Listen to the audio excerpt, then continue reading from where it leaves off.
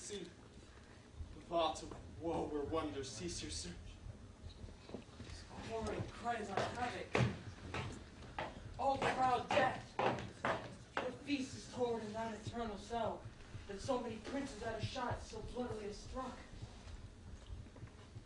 My goodly lord, give order that these bodies high on a stage may be placed of you. And let me speak to the yet unknowing world of how these things came about. So shall you hear of carnal, bloody, unnatural acts, of accidental judgments, casual slaughters, of deaths put on by cunning and forced cause, and in this upshot, purposes mistook, fallen upon the inventors' heads. All this I can truly deliver. Well, let us haste to hear it, and call the noblest to the audience. For me with sorrow, I embrace my fortune. I have some rights of memory in this kingdom, which now to claim my vantage doth invite me. Of this I shall also have cause to speak. From his mouth his voice will draw on more. But let this same be presently before me, even while men's minds are wild, lest more mischance on plots and errors happen.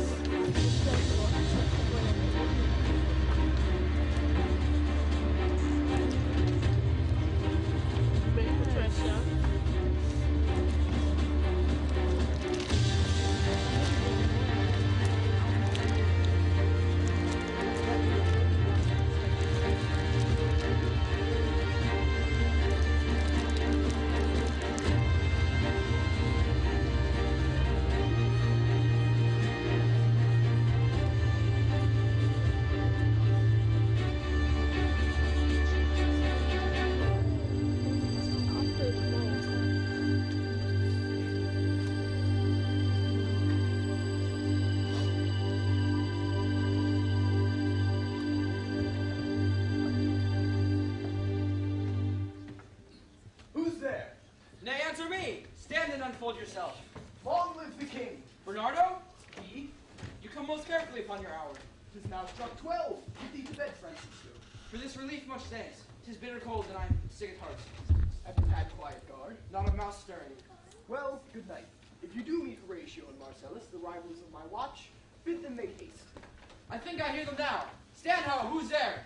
Friends to this round. Leisure, today. If I want a soldier. Hello, Bernardo. Say what? Is Horatio there? Peace of him. Welcome, Horatio. Welcome, good Marcellus. What? Has the thing appeared again tonight? I have seen nothing. Horatio says 'tis but a fantasy. I will not let belief take hold of him. Touching the dreaded sight seen twice of us. Therefore, I have treated him along with us to watch the minutes of this night. If this apparition comes again, we will approve our eyes and speak to it. Tush, tush, 'twill not appear. Sit down a while, and let us once again assail your ears that are so fortified against our story when we have 2 nights seen. Yes, sit we down, and let us hear Bernardo speak of this. Last night of all, when yon same star as westward from the pole had set its course to illumine that part of heaven where now it burns, Marcellus and myself, the bell then be to one. Please, break down, look! Where it comes again! The same form like the king that's dead. Thou honest God! Speak to it, Horatio! What art thou that usurps this time of night together in the fair and full warlike form by which the majesty of fairy Denmark did sometimes march? By heaven I charge thee, speak! It is offended. Say, speak, I charge thee, speak! Scott would not answer. How now, Horatio? You tremble and look pale. Is not this something more than fantasy? For my God, I might not believe this without the sensible and true avouch of mine own eyes. Is another the king? As thou art to thyself. Thus twice before. In jump at this dead hour. With monstrous stock at the gun bear watch. It's what particular thought to work I know not. But in the gross and scope of mine own opinion, this bodes some strange eruption to our state. Good. Now sit down and tell me, he that knows. By the same strict, the most observant watch, so nightly toils the subject of the land. In daily cast of brazen cannon, in former implements of war. Why impress the shipwrights whose were tasked not divide Sunday from the week. Who is second before me? That can I. At least the whisper goes so. Our last king, whose image even now but appeared to us, was, as you know, by Fortinbras of Norway, thereto pricked by most human pride, dared to combat, in which our valiant Hamlet did slay this Fortinbras, who, by a sealed compact well ratified by law and heraldry, did forfeit with his life all those his lands which he stood seized up to the conqueror. Now, sirs, young Fortinbras, of unimproved metal hot and full, hath in the skirts of Norway sharked up a list of lawless resolutes, so to recover by us by strong hand or terms compulsory, all those lands so by his father lost. This, I take it, is the main motive of our preparations, the source of this, our watch, and the cause of all this post-haste and rummage in the land. I think it be no other but even so. Well may it sort that this pretentious figure comes on to a watch so like the king. That was and is the question of these walls. Behold, Lord word comes again, I'll cross it though it blasphemy. Stay illusion! If thou hast any sound or use of voice, oh speak to me! If there be any good to be done which may do ease and grace to me, oh speak to me! If thou art privy to thy country's fate, which haply for knowing may avoid, oh speak!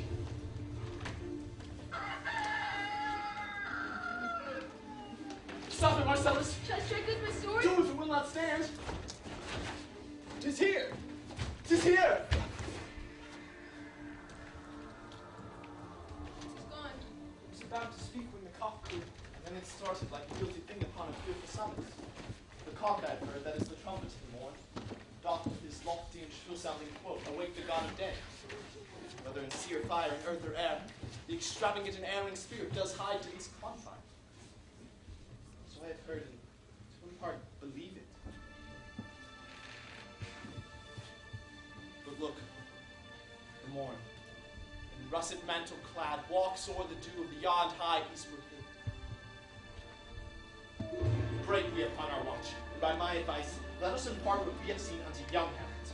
For upon my life, this spirit, dumb to us, will speak to him. Let's do it. I pray. And at this morning now, we shall find it most convenient.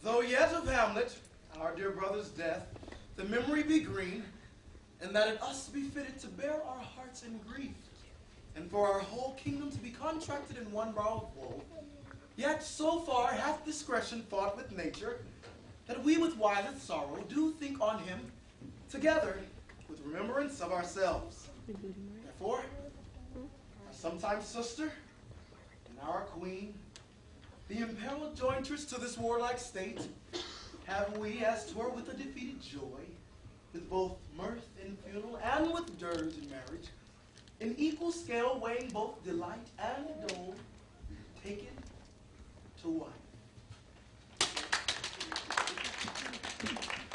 Now, follows that you know, young Fortinbras holds a weak supposal of our country's worth.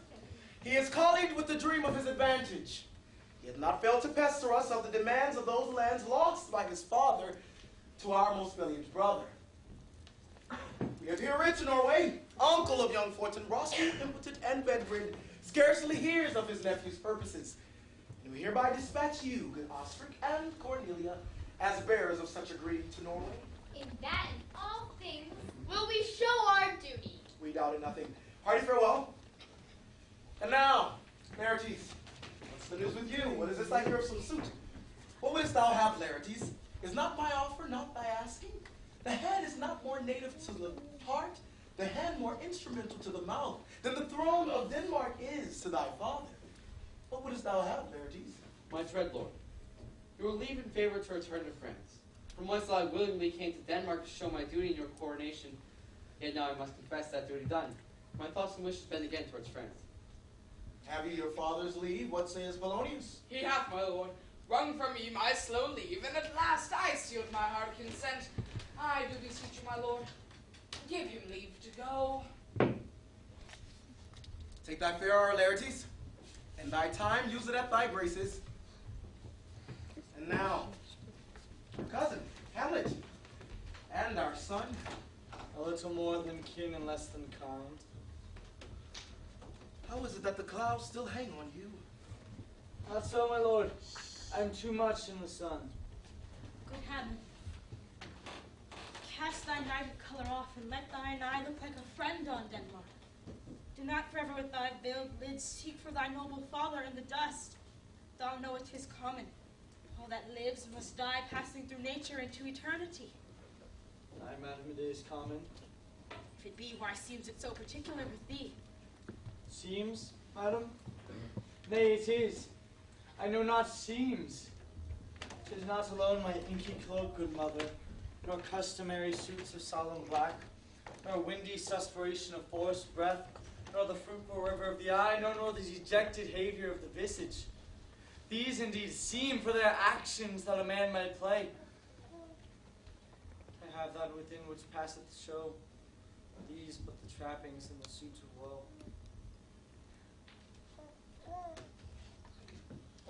'Tis both sweet and commendable in your nature, Hamlet, to bear these mourning duties to your father. But you must know that your father lost a father. And that father lost his. And the survivor bound in filial obligation to a course of obsequent sorrow. But to persevere in obstinate condonement is a course of impious stubbornness. We pray you, cast to earth these mourning duties and think on us as father.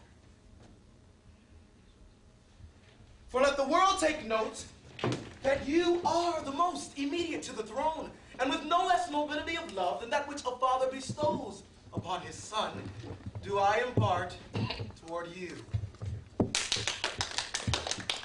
Now, as for your intent in going back to Wittenberg, it is most retrograde to our desire, and we beseech you, bend you to remain here in the cheer and comfort of our eye.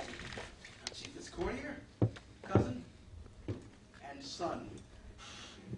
Let not thy mother lose her prayers, Hamlet. I pray thee, stay with us.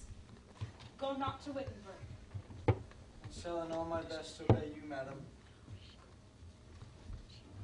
'Tis a loving and fair reply. He is ourself in Denmark. Madam, come.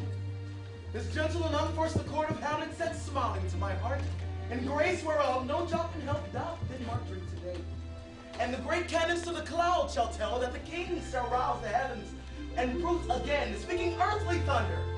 Come, away.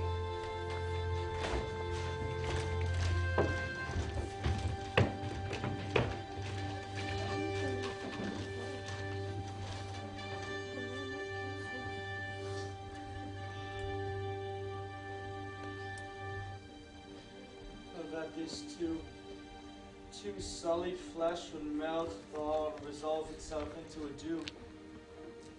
Or that the everlasting had not fixed his canon against self-slaughter. Oh God. How weary, stale, flat, and unprofitable seem to me all the uses of this world. Fie on it.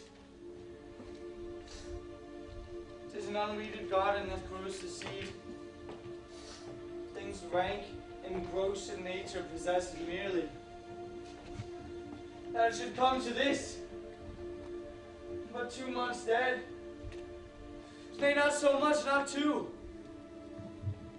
So excellent a king that was to this Hyperion to a satyr. So loving to my mother that he might not beteem the winds of heaven visit her face too roughly. Heaven and earth, must I remember? Or she would hang on him as if increase of appetite had grown by what it fed on, and yet within a month, married with my uncle, my father's brother, but no more like my father than I to Hercules. Within a month, I let the salt of most unrighteous tears have left the flushing in her galled eyes. She married. It is not, nor cannot come to good. But break my heart, for I must hold my tongue.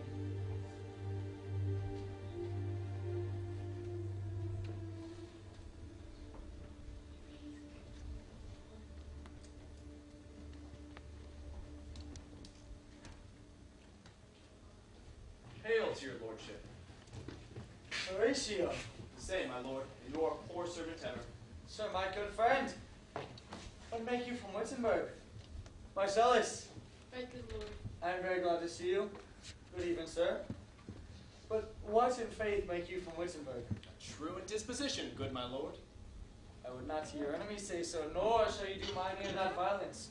I know you're no truant. What is your affair now, Simon? My lord, I came to see your father's funeral. I pray thee, do not mock me, fellow student. I think it was to see my mother's wedding.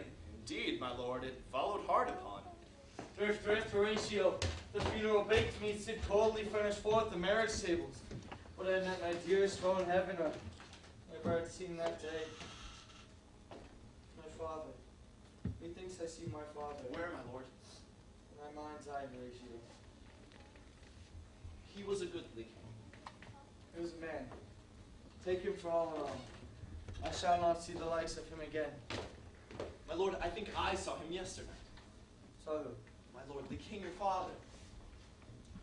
The king, my father. Season your admiration for a while, and with that here, till I may deliver upon the witness of these two gentlemen this marvel. For God's love, let me hear. 2 nights ago had these gentlemen, Marcellus and Bernardo, on their watch in the dead waste in the middle of the night, been thus encountered. Figure like your father, armed at point exactly, cap a pea, appears before them, and with solemn march goes slow and stately by them. Thrice he walked before the suppressed and fear surprised eyes, within truant's length, whilst they, distilled from the act of fear, stood dumb and spoke not to him. This to me in dreadful secrecy impart they did, and I the third night with them kept the watch, where, as they had delivered former the thing, each word made true and good. The apparition comes. I knew your father. These hands are not more like. But where was this? My lord, upon the platform where we watch. And did you not speak to it? My lord, I did. But answer it made none. Yet once methought it did address itself to motion, like as it would speak. But even then the morning cock crew loud and shrunk in haste away and vanished from our sight. It is very strange. I do live, my honored lord. 'Tis true. We did think it writ down in our duty to let you know of it. Indeed. Indeed, sirs, but this troubles me. Hold you the watch tonight. We do, my lord. And arms, say you? Armed, my lord. From top to toe? My lord, from head to foot. Then saw you not his face. Oh, yes, my lord. He wore his beaver up. What looked he frowningly? A countenance more in sorrow than in anger. Pale or red? Nay, very pale. And fixed his eyes upon you? Most constantly. Oh, would I had been there. It would have much amazed you. Very like. I will watch tonight. Perchance we'll walk again. I warrant it will. If it assume my noble father's person, I'll speak to it. How itself should gape and bid me hold my peace.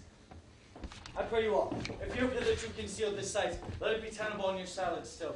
And whatsoever else I have tonight, give it an understanding, but no tongue. I will requite your love. So upon the platform twixt 11 and 12, I'll visit you. Our duty. To your honor, sir. My love to you. Farewell.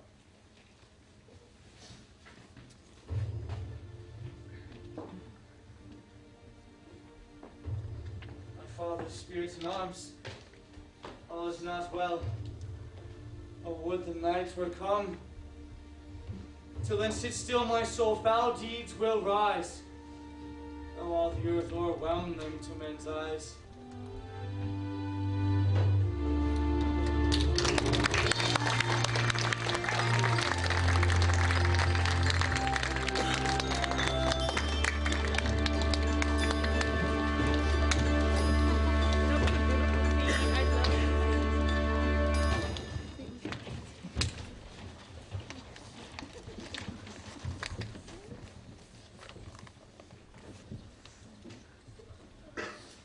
My necessaries are prepared.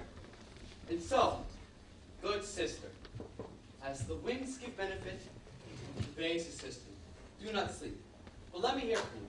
Do you doubt that? But, as for Hamlet and the trifling of his fable, hold it a fashion as a toy of life, of violet in the youth of primary nature, forward not permanent, sweet not lasting, the perfume and suppliance of a minute, no more. No more, but so. Perhaps he loves you now, and now no soil nor tattoo doth besmirch the virtue of his will. But you must fear. His brain is swayed. His will is not his own, for he himself is subject to his burden. He may not, as unvalued person, carve for himself, for on his choice depends the safety and health of this whole state, and therefore must his choice be circumscribed to the voice and yielding of that body whereof he is the head. Then, he says he loves you. It fits your wisdom so far to believe it, as he in his particular act and place may give the same deed, which goes no further than the main voice of Denmark goes withal. And then weigh what loss your honor may sustain, with to prudent ear you list to his songs, or you lose your heart, or you fall to his unmastered inopportunity. Feared Ophelia, feared, my dear sister, and keep you in the rear of your affections, out of the shot of danger, of desire. I shall keep this effect of this good lesson as watchman to my heart. But, good my brother, do not, as some ungracious pastors do, show me the steep and thorny way to heaven whilst, like a puffed and reckless libertine, himself the primrose path of Dalius treads and recks not his own bread. Oh, fear me not. Get here, Laertes! Aboard, shame! The wind sits in the shoulder of your sail, and you are stayed for. Ophelia, see to these trappings. Come along, Laertes, my blessing season within thee, and these few precepts in thy memory. Now, look, thou character, give thy thoughts no tongue, nor any unproportioned throughout his act. Be thou familiar, but by no means vulgar. Beware it entrance to a quarrel, but being in, beware that the opposite may beware of thee. Give every man thy ear, but few thy voice. Take each man's censure, but reserve thy judgment. Costly thy habit as thy purse can buy, but not express in fancy, Laertes.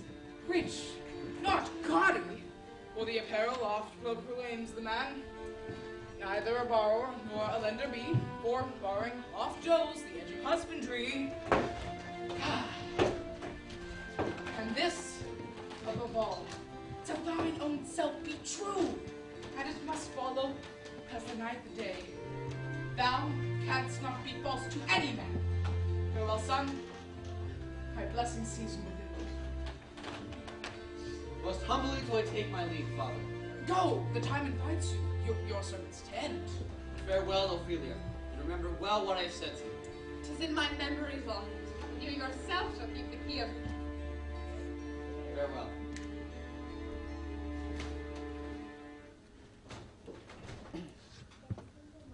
What is it, Ophelia? He hath said to you? So please you, something touching the Lord Hamlet. Very well, methought. 'Tis told me very often late that he hath given private time to you. Have of your audience spend most free and bounteous, and if it be so as so, 'tis put on me. I must tell you, you do not understand yourself so clearly as it behooves my daughter and your honor. What is between you two? Give me up the truth. He hath, my lord, of late made many tenders of his affection to me. Affection? Pooh, you speak like a little green girl, unsifted in such a perilous circumstance. Do you believe his tenders, as you call them? I do not know, my lord, what I should think. Mary, I will teach you. Think yourself a baby, that you have taken these tenders for true pay, which are not sterling. Tender yourself more dearly, and well, not to crack the wind of the poor phrase running it thus, but you'll tender me a fool.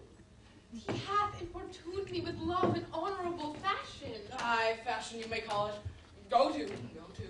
and hath given continence to his speech, my lord, with almost all the holy vows of heaven. Aye, springs to catch woodcocks, I do know when the blood burns. How lends the tongue vows.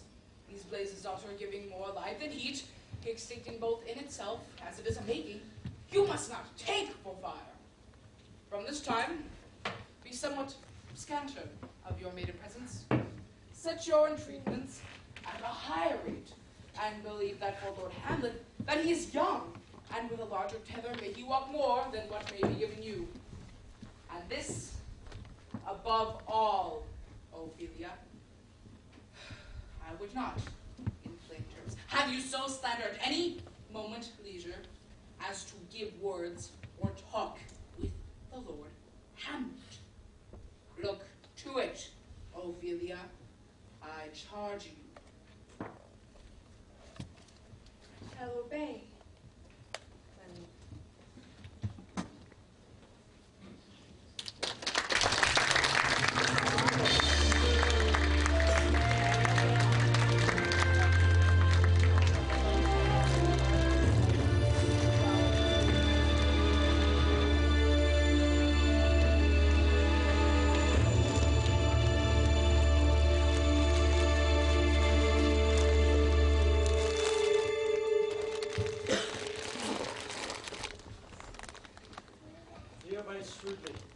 It is very cold. Oh, what hour now? I think it lacks some 12.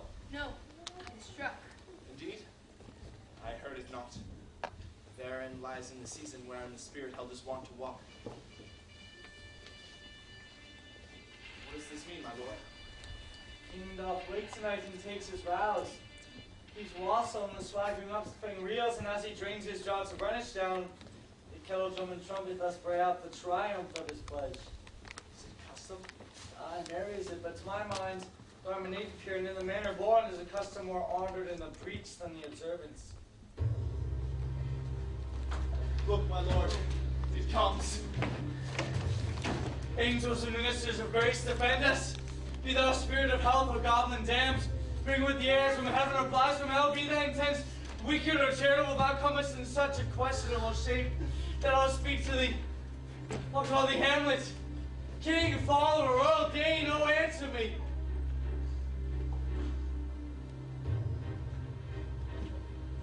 It beckons you to come away with it, as if it summoned part to desire to you alone. Look, with a courteous action. It waves you to a more moved ground. But don't go with it. No, by no means. When I'll speak, but I'll follow it. My lord, you must not. Why, what should be the fear? I do not set my life but a pin's fee, and for my soul, what can it do to that being a thing immortal as itself? Still am I called? I will follow. What if it tempts you toward the flood, my lord, or to the dreadful summit of the cliff that beetles o'er his place into the sea, and there assume some other horrible form which might deprive your sovereignty of reason and draw you into madness? Think on it. Raise me forth again, go on, I'll follow thee. Should I go, my lord? Unhand me, gentlemen. My faith cries out, makes each petty artery in this body as hardy as the Nemean lion's nerves. Unhand me. I'll make a ghost of him that lets me. Stay away. Go on, I'll follow thee.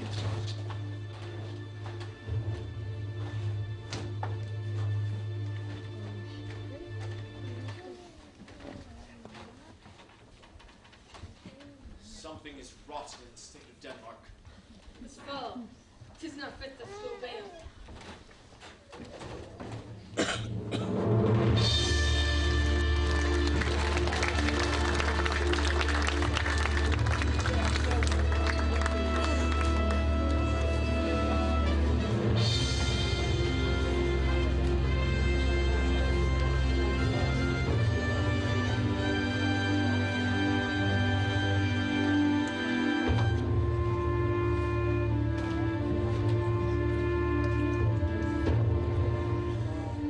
Thou lead me.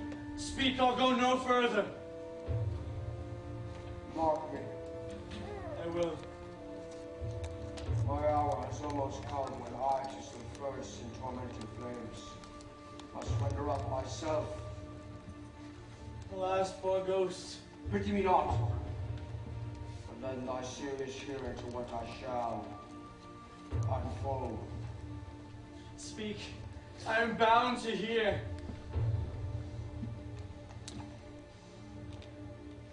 Father Spirit. Doomed for a certain time to walk the night, for the day confined to vast and fires. To the foul crimes under my gaze of nature are burnt and purged away. But that I forbid you to tell the secrets of my privy house. I could a tale unfold, whose lightest word would herald thy soul. Freeze thy young blood. Make thy two eyes start from their spheres like stars. Thy knotted and combined locks depart. Make each particular hair stand up on end, like quills upon the fearful porpentine. But this eternal blazon must not be to the ears of flesh and blood. Listless, oldest, darkest ever, thy dear father, love. Oh God. Revenge is soul most a natural murderer. Murder? Murder most foul! Haste me to know that I with wings as swift as meditation or thoughts of love may sweep to my revenge. Now Hamlet to it. Just given up while sleeping in my orchard, serpent stung me. And now, the whole ear of Denmark by force puzzles of my dead, rankly abused. And now thy noble youth, that same serpent that stung thy father's life, now wears his crown. My pathetic soul, my uncle. I, that incestuous, that adulterous beast, with witchcraft of his wit. One to his shameful lust will of my most seeming virtuous queen. But soft, methinks I scent the morning air. Brief let me be. Sleeping within my orchard, my custom always of the afternoon. Upon my secure hour, my uncle stole, with the juice of cursed heaven on the vine, and the portals of my ear before this lovely system, whose effect pulled such enmity with blood of man, that swift as quicksilver, it courses through the natural gates and alleys of the body, and with the sudden beard doth the second curl like droppings into milk with new and wholesome blood. So did mine. Thus I was sleeping by a brother's hand, of life, of crown, of queen at once dispatched, cut off even the blossoms of my sin, unhouseled, disappointed, unnamed. No reckoning made, but sent to my account with all my imperfections kept on my head. Horrible, horrible, most horrible! Thou hast nature in thee, bear it not. Let not the royal bed of Denmark become a couch of luxury and damned incest. But however pursue this act, take not thy mind, nor let thy soul contrive against thy mother's art. Leave her to heaven with those thorns that lodge in her bosom to prick and sting her. Revelling once, Laurel shows the maiden to be near, and gins the pair his unaffectionate fires. Adieu, adieu, adieu. Remember me, Hamlet. Remember me.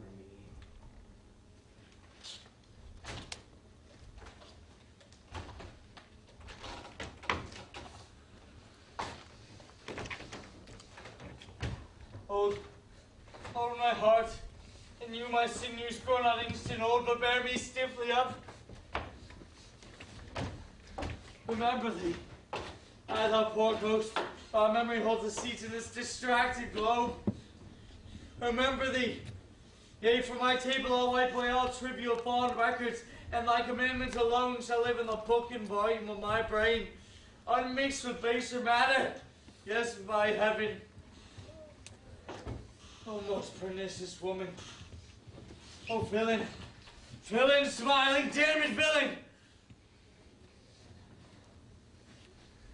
So, Uncle, there you are. Now to my word. It is to remember thee. My lord?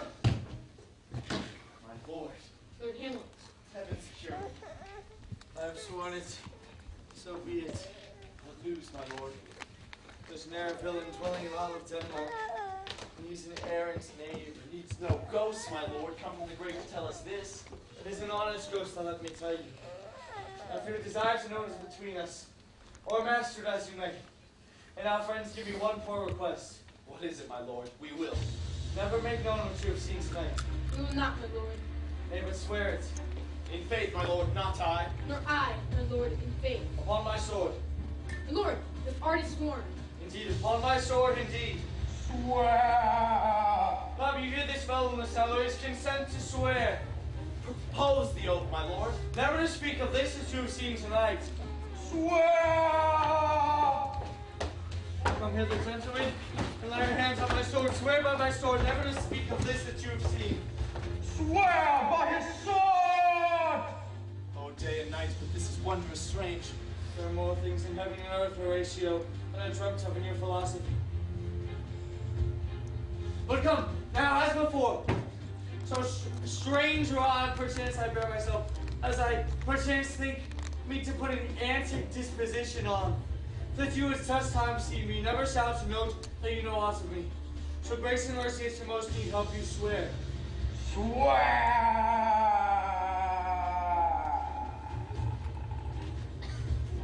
Rest, perturbed spirit. Go, gentlemen, and still your fingers on your lips, I pray you.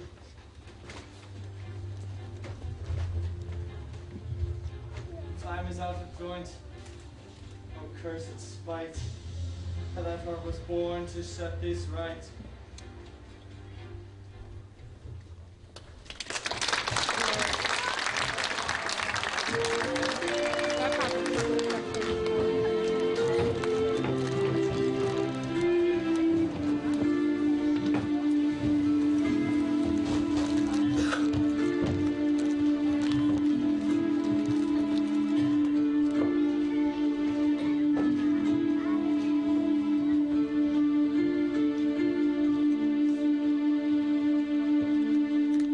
Observe this inclination in yourself. God be with you, Reynaldo. Farewell. How now, Ophelia? What's the matter? Oh, my lord, I have been so affrighted. With what in the name of God? My lord, as I was sewing in my closet, the Lord Hamlet, his doublet all unbraced, no hat upon his head, his stockings fouled, ungartered, and down-guided to his ankle, pale as his shirt, his knees knocking each other, with a look so hideous and perfid as if he had been loosed out of hell, to speak of horrors. He comes before me. Mad for thy love? My lord, I do not know, but truly I do fear it. What said he? He took me by the wrist and held me hard. Then goes he to the length of all his arm, and with his other hand thus o'er his brow, he falls to such perusal of my face as he would draw it. Long stayed he so. At last, with little shaking of mine arm, and thrice his head thus waving up and down, he raised a sigh so hideous and profound as it did seem to shatter all his bulk and end his being. That done, he lets me go. And with his head over his shoulder turned, he seemed to find his ways without eyes. For out of doors he went without their help, and to the last spended their light on me. This is the very ecstasy of love, Ophelia, whose violent property foreknows itself and leads the will to desperate undertakings as oft as any passion under heaven that does afflict our natures. Have you given him any hard words of late? No, but I did repel his fetters and deny his access to me. That hath made him mad. I'm sorry that with better heed and judgment I had not quoted him. I fear he did but try to lend mentorati. Heart be shrown my jealousy. By heaven, it is as common for our age to cast beyond ourselves in our opinions, as it is common for the younger sort to lack discretion. Come, Ophelia. Go to the king.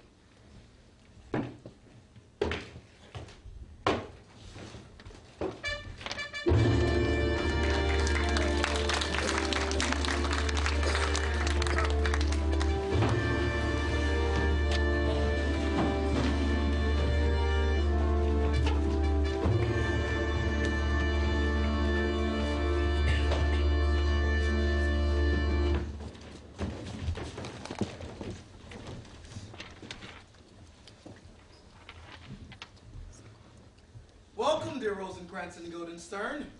Moreover than that, we much did long to see you. The need we have to use you did provoke our hasty sending.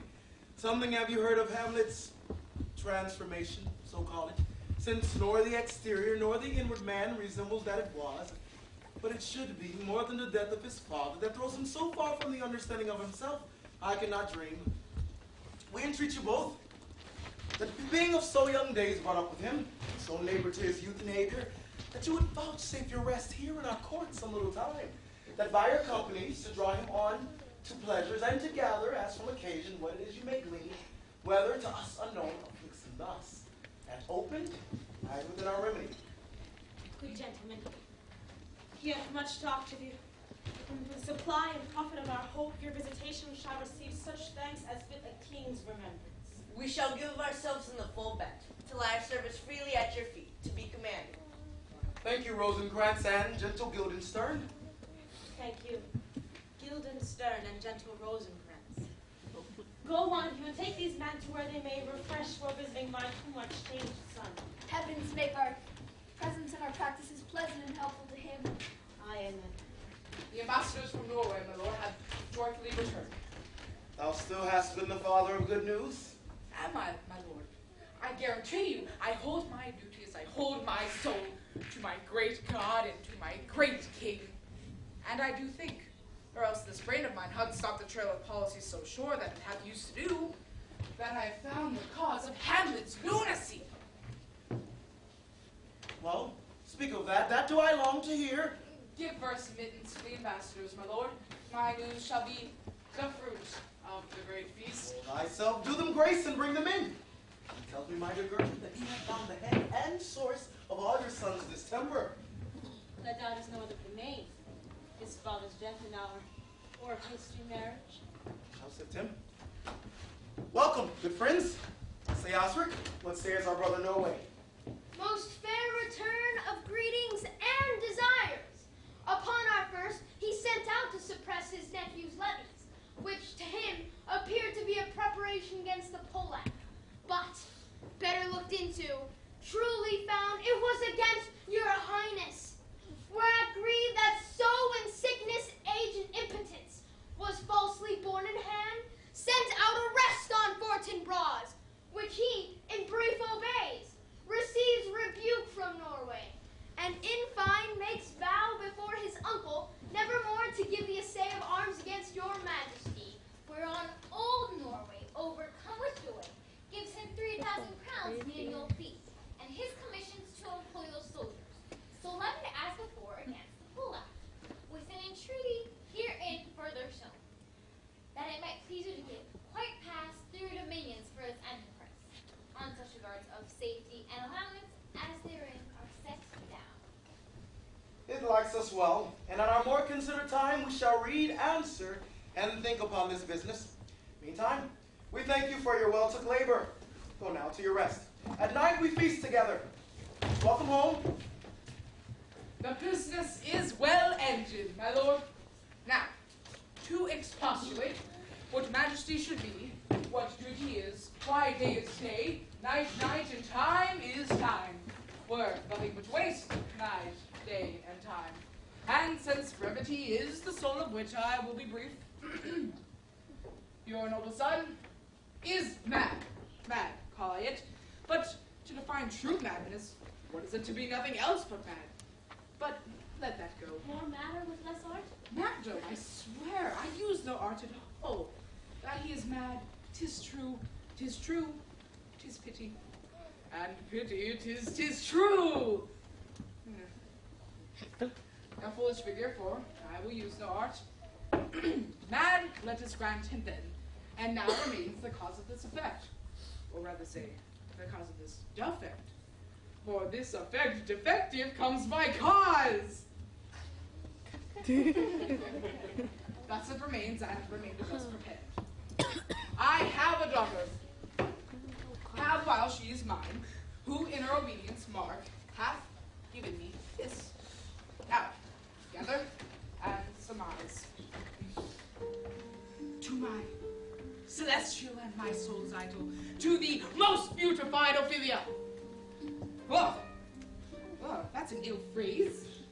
Beautified is a vile phrase, but you shall hear it thus. In her excellent white bosom thee. Came this from Hamlet to her. Madam, stay a while. I will be faithful. Doubt thou the stars are fire. Doubt that the sun doth move. Doubt that truth be a liar. But never doubt I love. Oh, Ophelia, I am ill at these numbers. I have not art to reckon with my groans. But most believe I love thee. Adieu, thine evermore. Most dear lady, Hamlet. This, in obedience, hath my daughter shown me, half his solicitings, which all fell out by time, by means, and place. All given to mine ear. How hath she received his love? To my young mistress thus I did bespeak. Lord Hamlet is a prince out of thy star. This must not be. And then I prescripts gave her to lark herself from his resort, admit no messengers, receive no tokens. And she did take the fruits of my advice, and Lord Hamlet repelled. A short tale to make. He fell into a sadness, thence to a watch, thence to a weakness, thence to a lightness, and then by his declension, the madness where now he raves, and all be mournful. Do you think 'tis this? It may be very like. How may we try these suppositions further? Well, he walks 4 hours right here in the lobby, my lord. So he does indeed. At such a time I will lose my daughter to him. Be you and I behind a rast then, mark the encounter. If she find him not, let me be no assistant of state, but keep afar in Carters. We will try it. Look where sadly the poor wretch comes reading. Sweet Gertrude, leave us now. Her father and myself, lawful espials, will so bestow ourselves that seeing unseen we shall their encounter frankly judge. And together, we be their love, but from thus. I shall obey. And for your part, Ophelia, I do hope your good beauties be the happy cause of Hamlet's wildness. So shall I hope your virtues will bring him back to his wonted way again, to both your arms. Madam, I wish it may. Ophelia, walk you here. Read on the ledgers which may color your loneliness. Let us withdraw, my lord.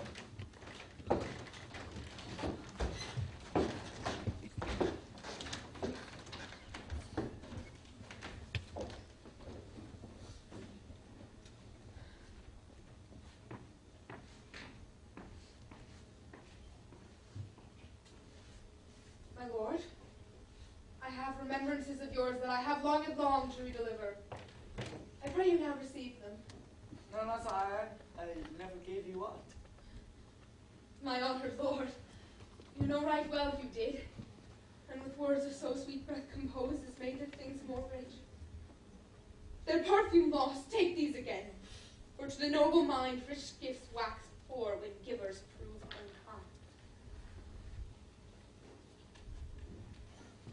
unkind. Are you honest? My lord, Are you fair? what means your lordship? That if you be honest and fair, your beauty should admit no discourse to your honesty. Could beauty, my lord, have better commerce than with honesty? Truly, for the power of beauty will sooner transform honesty from what it is to a bond than honesty can translate beauty into his likeness. This is sometimes a paradox, but the time gives it proof. I did love you once. Indeed, you made me believe so. You should not have believed me. For virtue cannot so inoculate our old stocks, but we shall relish of it. I loved you not. I was the more deceived. Get thee to a nunnery.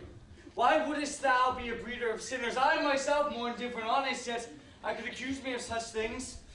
For it is better my mother had not borne me, for I'm very proud, revengeful, ambitious, with more offences at my beck than thoughts to put them in, imagination to give them shape, and time to act them in. What should such fellows as I do, crawling between heaven and earth? We are errant knaves all. Believe none of us. Go thy ways to a nunnery. And if thou dost marry, I'll give thee this plague as thy dowry. Be thou as chaste as ice, as pure as snow. Thou shalt not escape calumny. To a nunnery, go. And if thou wilt needs marry, marry a fool. For wise men know what monsters you make of them. To a nunnery, go, and quickly too. Heavenly powers, restore him. Oh, and I've heard of your paintings too. God has given you one face, and you paint yourselves another. You jig and amble, you lisp.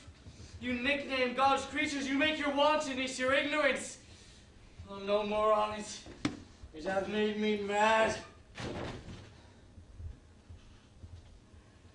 Well, I say, we'll have no more marriages. Those that are married, all but one, shall live. The rest shall keep as they are. To a nunnery. Go!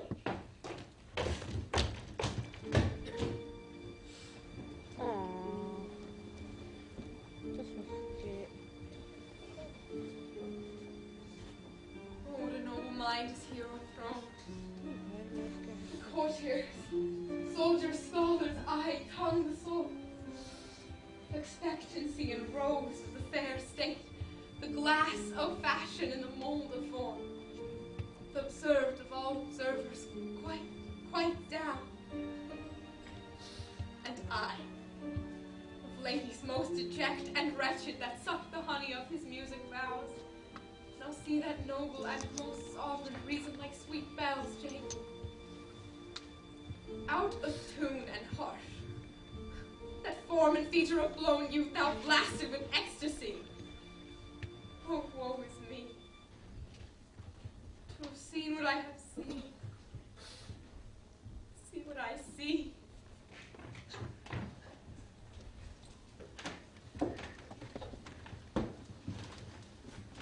Love? His affections do not that way tend, nor what he spake, though it lacked form a little, is not like madness. Let us withdraw, my lord. I will find the depth of this. Give me leave, my lord. I'll board him presently. Come on.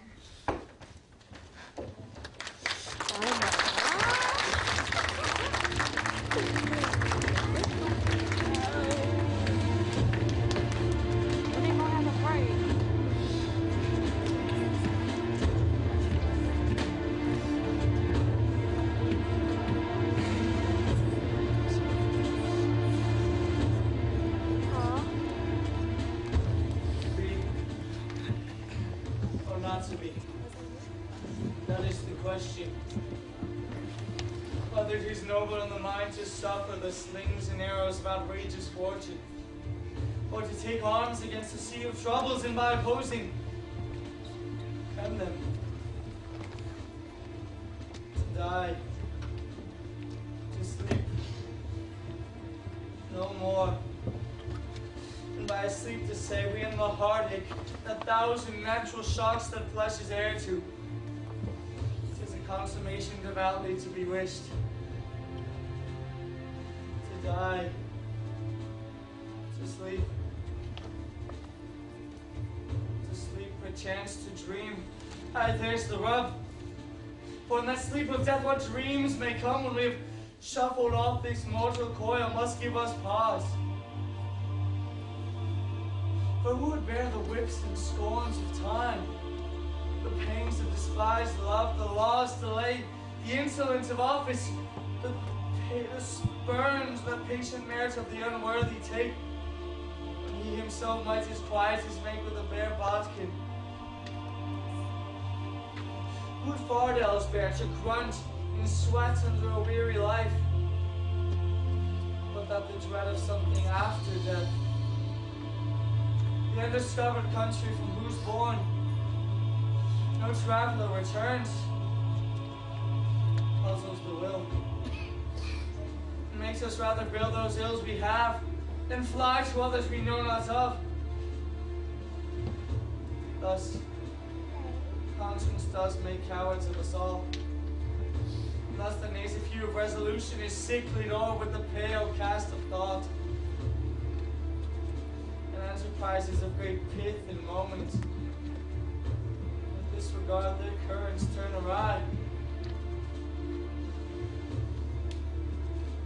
and lose the name of action.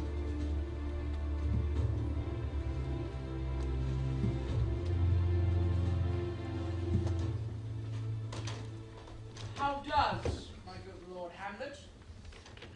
Oh, God of mercy. Do you know the Lord?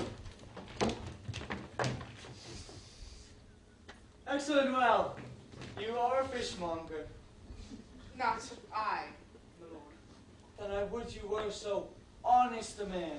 Honest, my lord? Aye, sir. To be honest, as this world goes, is to be one man picked out of 10,000. That's very true, my lord. Have you a daughter? I have, my lord. Let her not walk in the sun. Conception is a blessing, but as your daughter may conceive. Friend, look to it. Still harping on my daughter? Oh, he is far gone, far gone. What do you read, my lord? Words, words, words. What is the matter, my lord? Between you. Oh, no. What is the matter that you read, my lord? Well, slander, sir, for the satirical rogue says here that old men have grey beards, that their faces are wrinkled, their eyes purging thick amber and plum tree gums, with a plentiful lack of wits, and altogether with most weak hams, all which, sir, I most powerfully and potently believe, though I do not find it honest to have it thus set down. For you yourself, sir, should be as old as I am, if, like a crab, you could go backwards.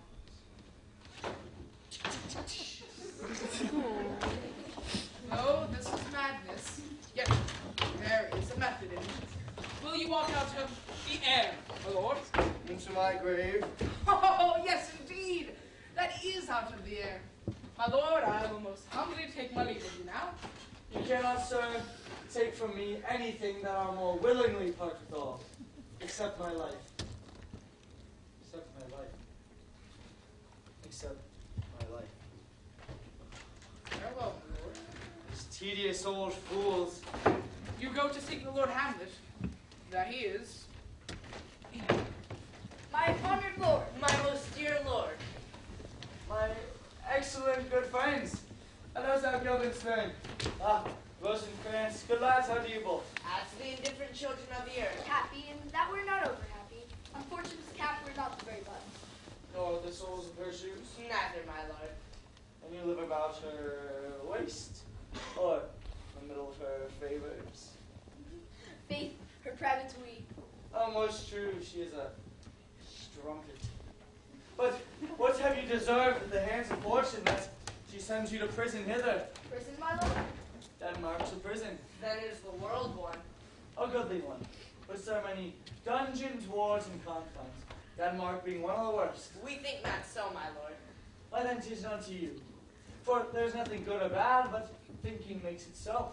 To me it is a prison. Why then your ambition makes it one. 'Tis too narrow for your mind. Oh, God, I could be bounded in a nutshell and count myself a king of infinite space. Were it not that we have dreams. Which dreams indeed are ambition, for the very substance of the ambitious is merely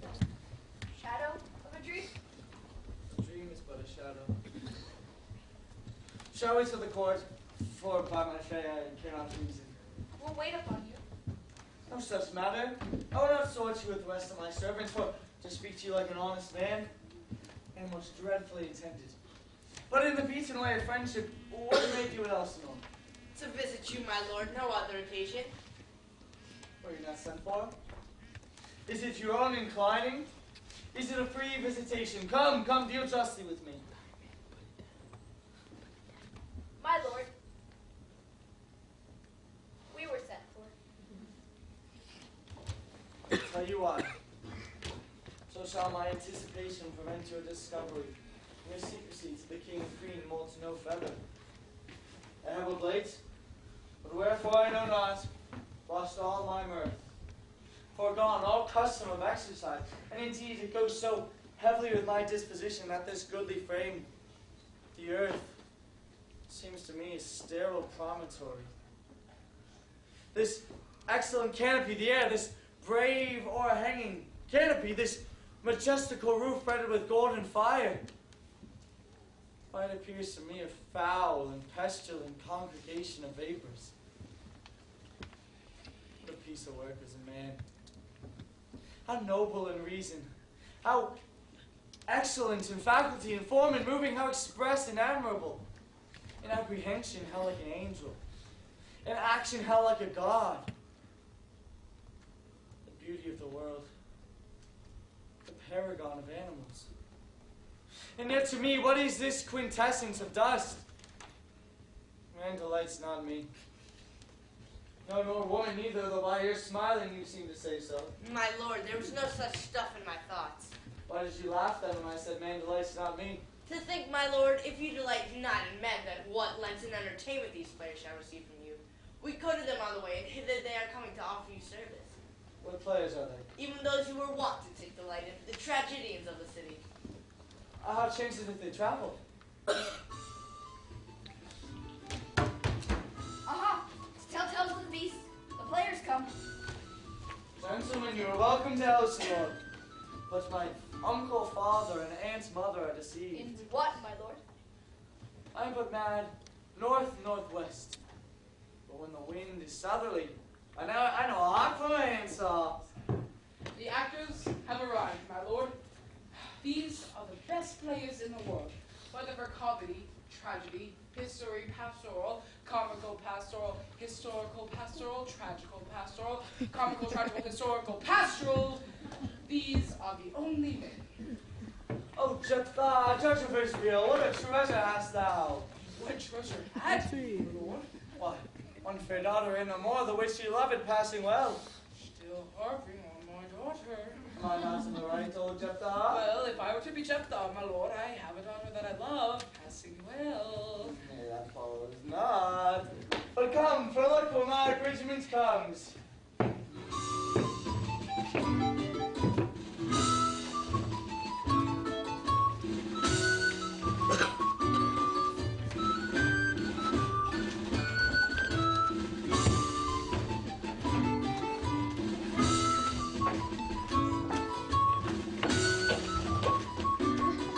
Welcome, masters.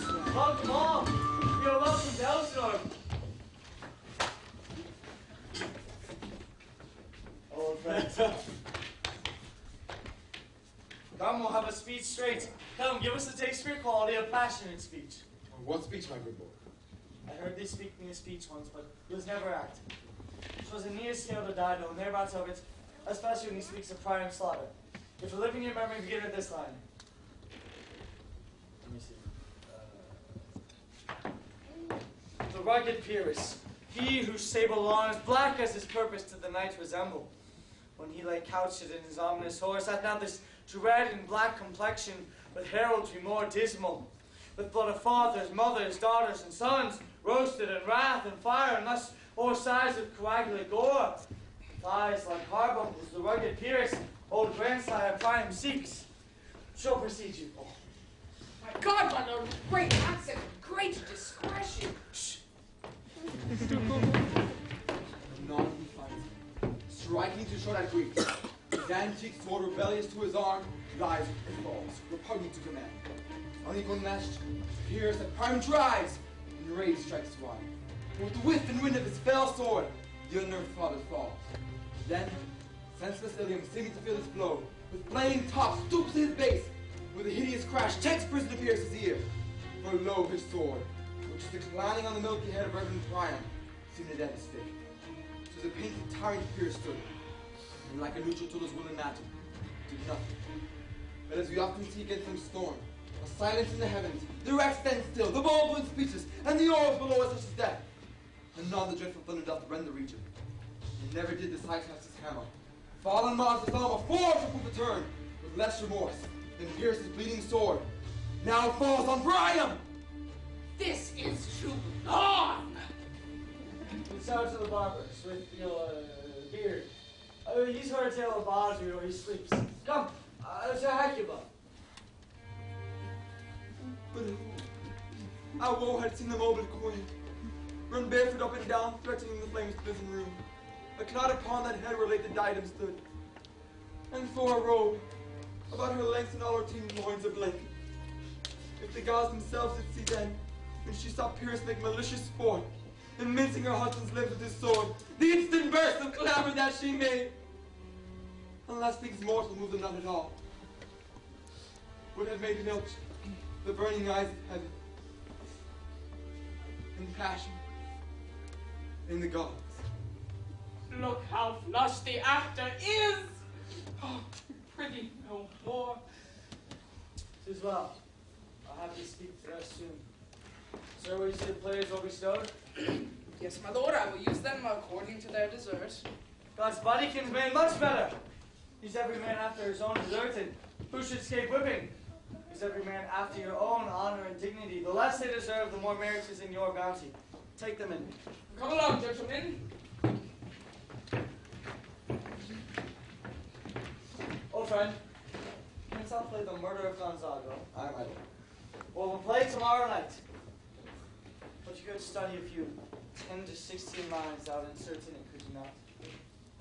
Aye, my lord. Follow our Lord, mark him not.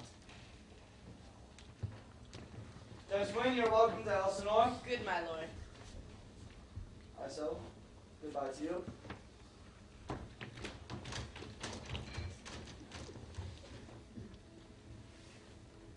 Now I'm alone.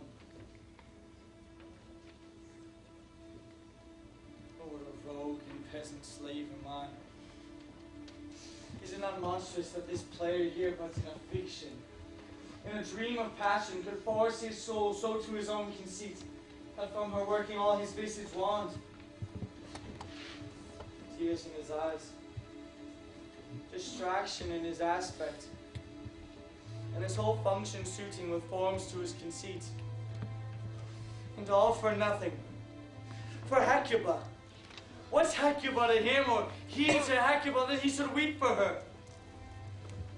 What would he do had he the motive and the cue for passion that I have? Like he would drown the stage with tears and cleave the general ear with horrid speech. Make mad the guilty and appall the free. Confound the ignorant and amaze indeed the very faculties of eyes and ears. Yet I, a dull and muddy metal rascal, peaked like John of dreams, unpregnant of my cause, and can say nothing. No, not for a king upon whose property and most dear life a damned defeat was made. Am I a coward? Who calls me villain? Breaks my painted cross, plucks off my beard and blows it in my face, tweaks me by the nose, gives me the lie in the throat as deep as the lungs. Who does me this, huh? Swooned, I should take it, for it cannot be that I'm pigeon-livered and lack gall to make oppression bitter. For ere this, I should have fatted all the reeds and kites with this slave's offal. Oh, bloody, bawdy villain, treacherous, lecherous, kindless villain, oh, vengeance!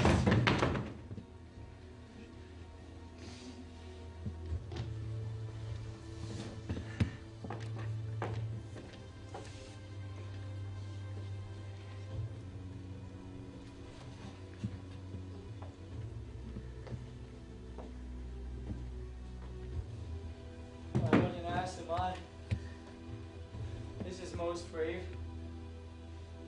That I, the son of a dear father, murdered, prompted to my revenge by heaven and hell, must like a whore unpack my heart with words, follow cursing like a very drab, a scullion fie on it, about my brain.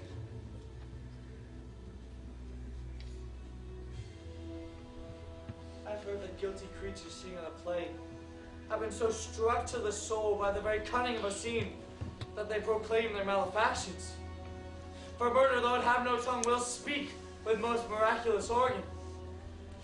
I'll have these players play something like the murder of my father before mine uncle. I'll observe his looks if he do blench. I know my course. The spirit that I have seen may be the devil.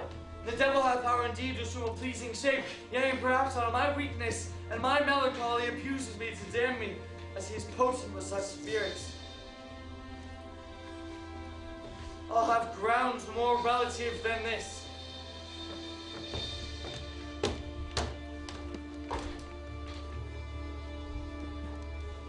To place the thing wherein I'll cast the conscience of the king.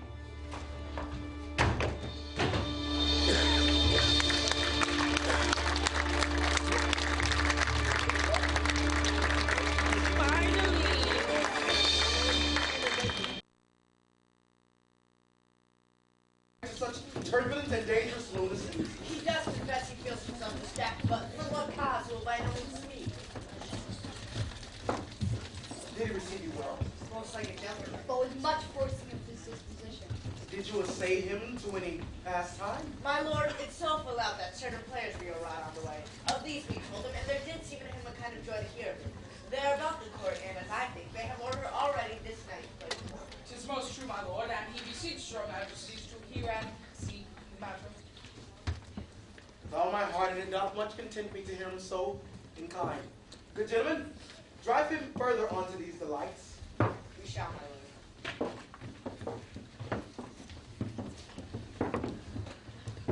I still believe there is something in his soul, or that his melancholy sits on broad. And I do doubt that the hatchet in his clothes will be of some danger. Therefore, to prevent, I have with quick determination thus set it down. He shall with speed to England for the demand of our neglected tribute. Happily the seas and countries different shall expel this something so battle in his heart. It shall do well, my lord, but yet I do believe the orgy and convention before the great thrust something like the love. If you please, my lord, but the old just that his queen mother all come and treat him to show his grief. And I will place conference. She find him not, send him to England, or find him where you listen, that shall be. Shall be so. Madness and greatness must not be watched good.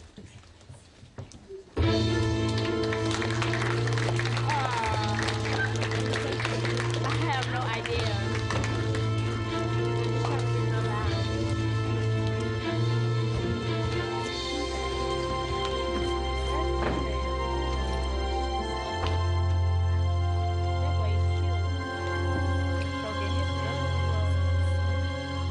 Speak this speech, I pray you, as I pronounce it to you, trippingly on the tongue.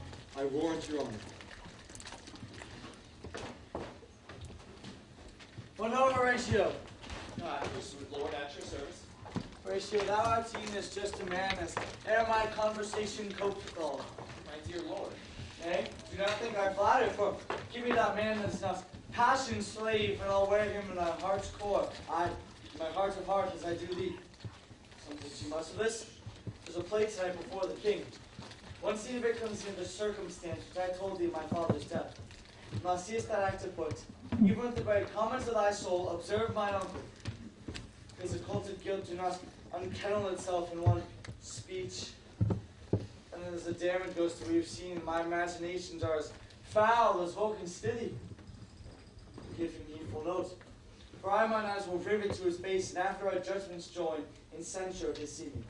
Well, my lord, if he steal aught whilst the play's playing and escape my notice, I shall give it back. They're going to the fight. I must be out. I'll get you a place.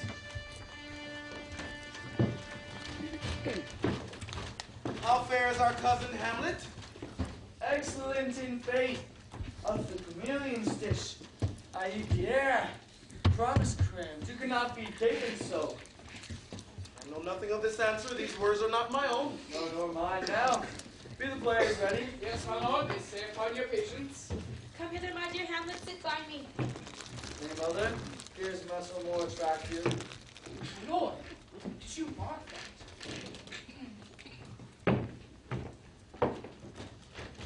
Lady, shall I lie in your lap?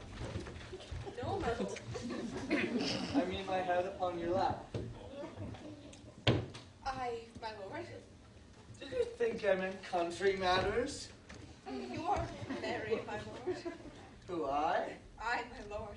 Oh, God! What should a man do but be merry? For look you how cheerfully my mother looks, and my father died within these 2 hours. Nay, 'tis twice 2 months, my lord. So long? Nay, then let the devil wear black, for I'll have a suit of sables. Died 2 months ago, not forgotten yet. Let us hope a great man's memory may outlive his life half a year.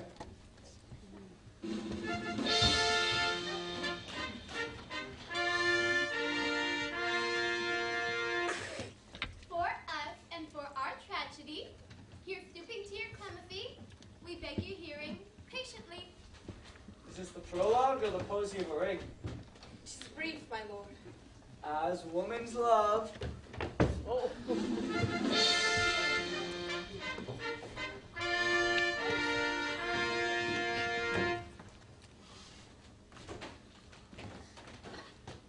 Full 30 times hath Phoebus' cart gone round, Neptune's salt wash and Tellus' orbit ground.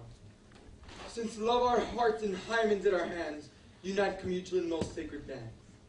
So many journeys make a sun, and the moon makes again. Countor, your love be done. But woe is me, you are so sick of late. So far from cheering from your former state, that I distrust you.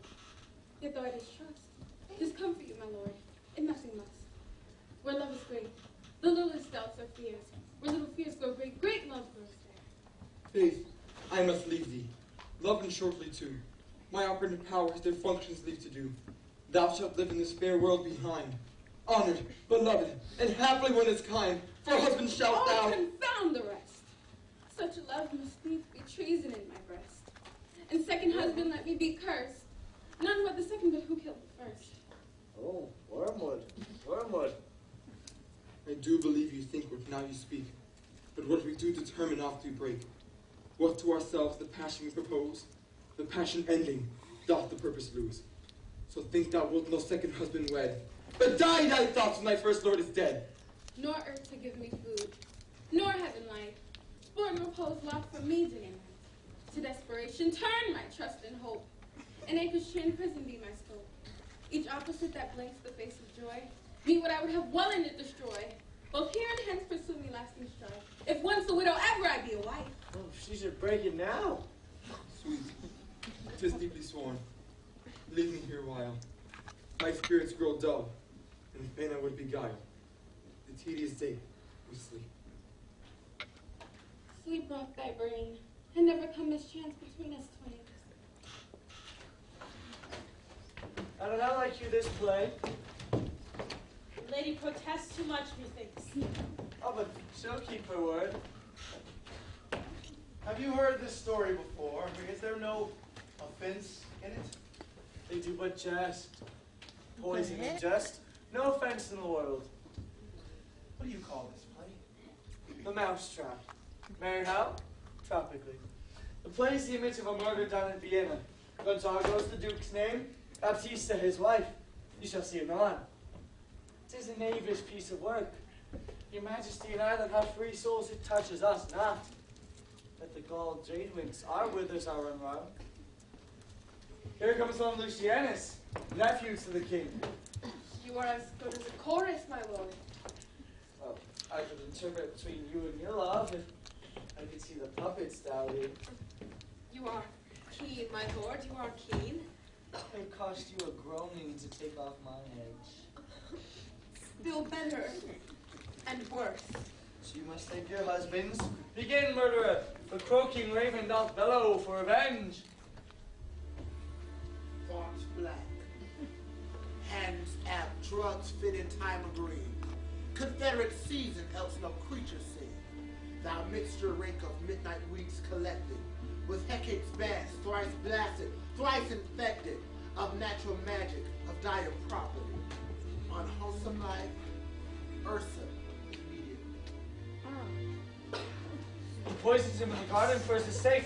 His name's Gonzago, sweet and choice Italian. You shall see anon how the murderer gets the love of Gonzago's wife. The king rises. Let's fight through the false fire. How fares my lord? Stop the blade! Give me light away!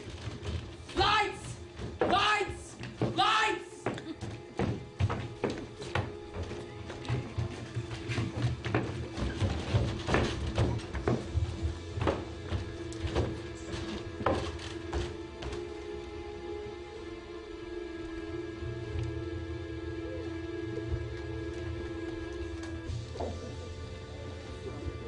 Horatio, I'll take the ghost for it. 1,000 pounds, it is perceived. It is very well, my lord. Upon the talk of poisoning. Very well, my lord.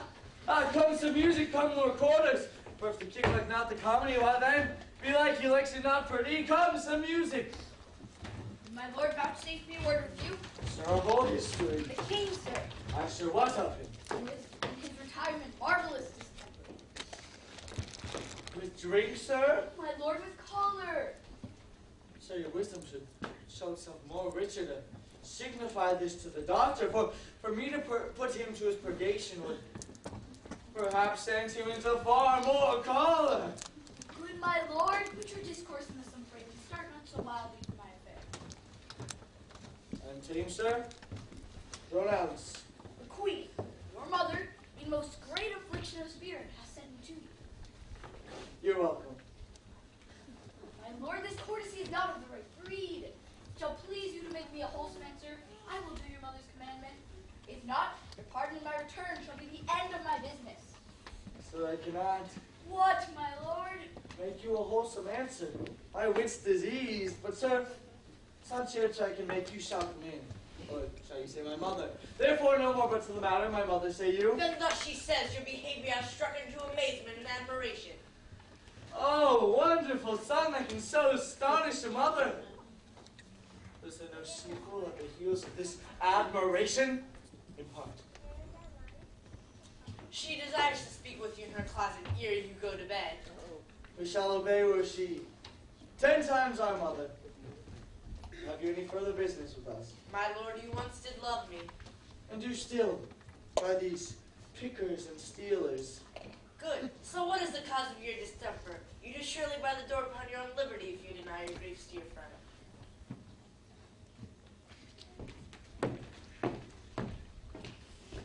Sir, I like advances. How can that be when you have the voice of the king himself for your succession in Denmark? Aye, sir, but while the grass grows. The proverb is something musty. Ah, the recorders. Let me see.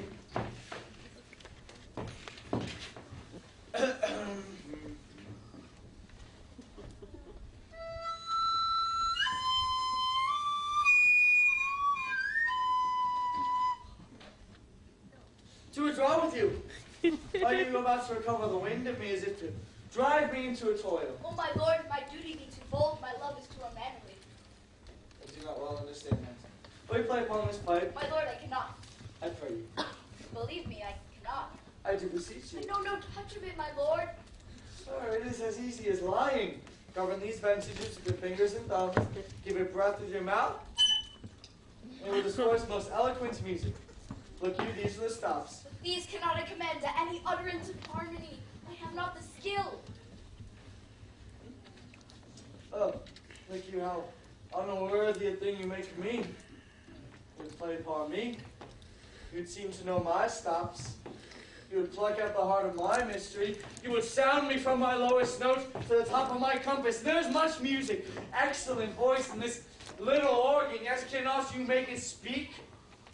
Blood, do you think I may be played on than a pipe?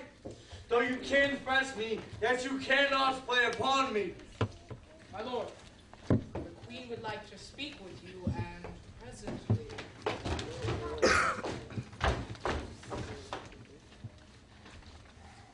You see that cloud that's almost in the shape of a camel? By the mass, and is like a camel indeed. Methinks it's like a weasel. It is fact like a weasel. Or like a whale. Very like a whale. Then I'll come to my mother by and by. I will say so, my lord. Well, by and by is easily said. Leave me, friends.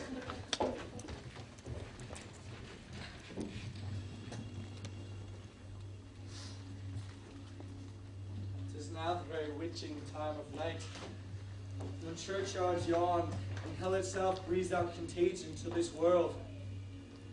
Now could I drink hot blood and do such bitter business as the bitter day would quake to look on.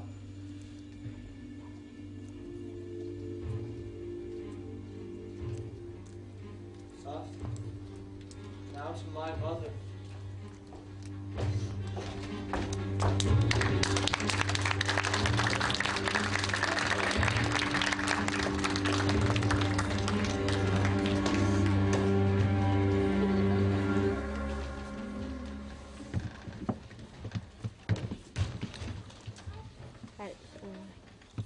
I like him not, nor sends it safe for us to allow this madness to range. Therefore, prepare you. I, your commission, will hereby dispatch, and he, toiling shall along with you. The terms of our state may not endure hazard so dangerous as doth hourly grow out of his lunacies. We will ourselves provide. Most holy and religious fear it is to keep those many, many bodies safe that live and feed upon your majesty. Our black bringing into this voyage will fetters place upon this spirit that now goes too free-footed. We shall haste us. My lord, Lord Hamlet is going to his mother's closet. Behind the tapestry, I will convey myself to the process, and I will go and shall tax him home. And as you said, and wisely was it said, 'tis meet that some more audience than another must o'erhear the speech of vantage.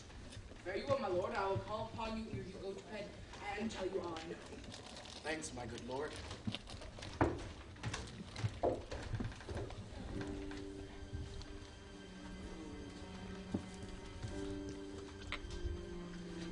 Oh, my offense is rank. It smells to the heavens. It hath the primal eldest curse upon it. A brother's murder. Pray, can I not? Though inclination be as strong as will, my stronger guilt defeats my strong intent. And like a man to double business bound, I stand at pause as to where I shall first begin. Both neglect. What if this hand were thicker than itself in brother's blood? Is there not rain enough in the sweet heavens to wash me white as snow? Whereto serves the mercy but to confront the visage of offense? And what's in a prayer but a twofold force? To be forestalling ere we come to fall, or pardon being down. Then I'll look up, for my offense is past. But what form of prayer shall serve my turn? Oh, forgive me my foul murder! That cannot be, since I am still possessed of the effects for which I did the murder. My crown, my own ambition, and my queen. May one be pardoned and still retaineth the offense? Oh, wretched state! Oh, bosom black as death! Oh, limed soul, who's struggling to be free, art more engaged! Help, angels! Make a say! Bow stubborn knees and hearts like strings of steel be as soft as sinews of the newborn babe. All may be well.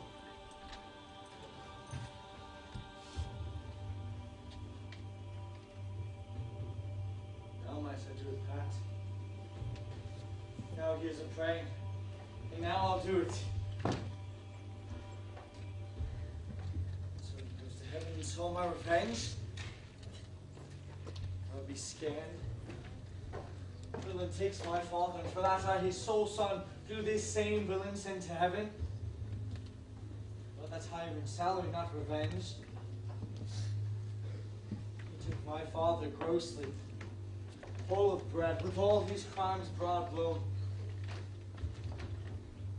He stands, who knows, save heaven. But in our circumstance and course of thought, 'tis heavy with him.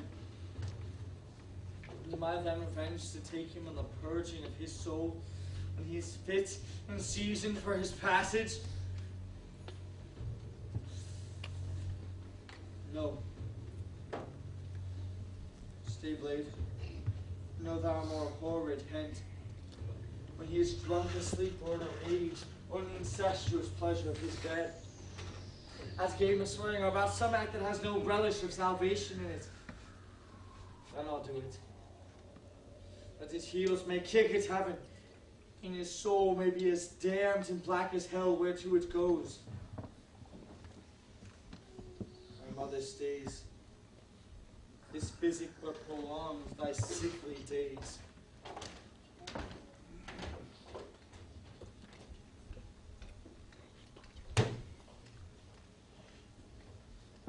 My words fly up. My thoughts remain below. Words without thoughts never to heaven go.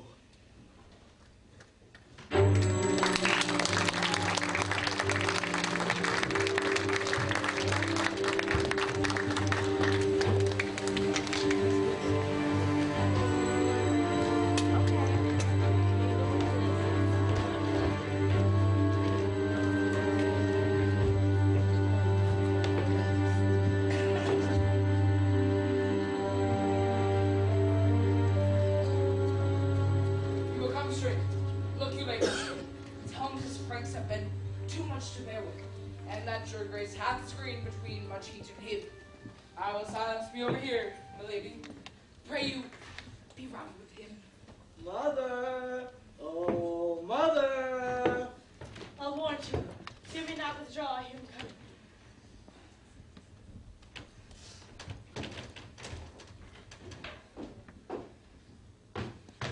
Now, mother, what's the matter?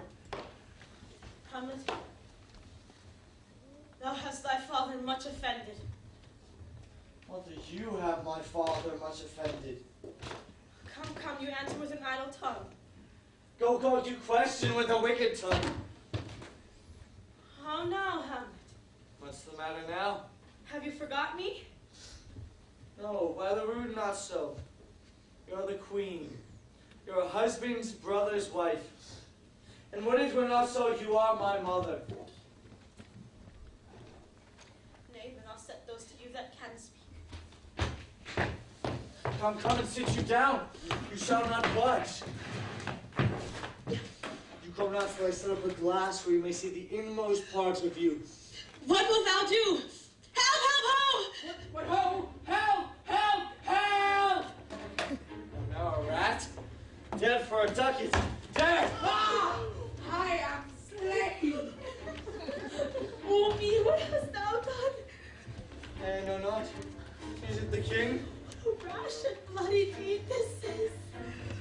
Almost as bad, good mother, as kill a king and marry with his brother. As kill a king? My lady, 'twas my word.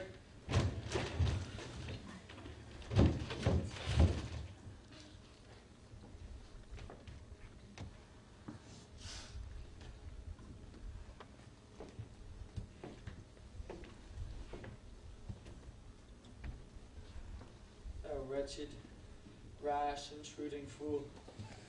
Farewell. I took thee for thy better.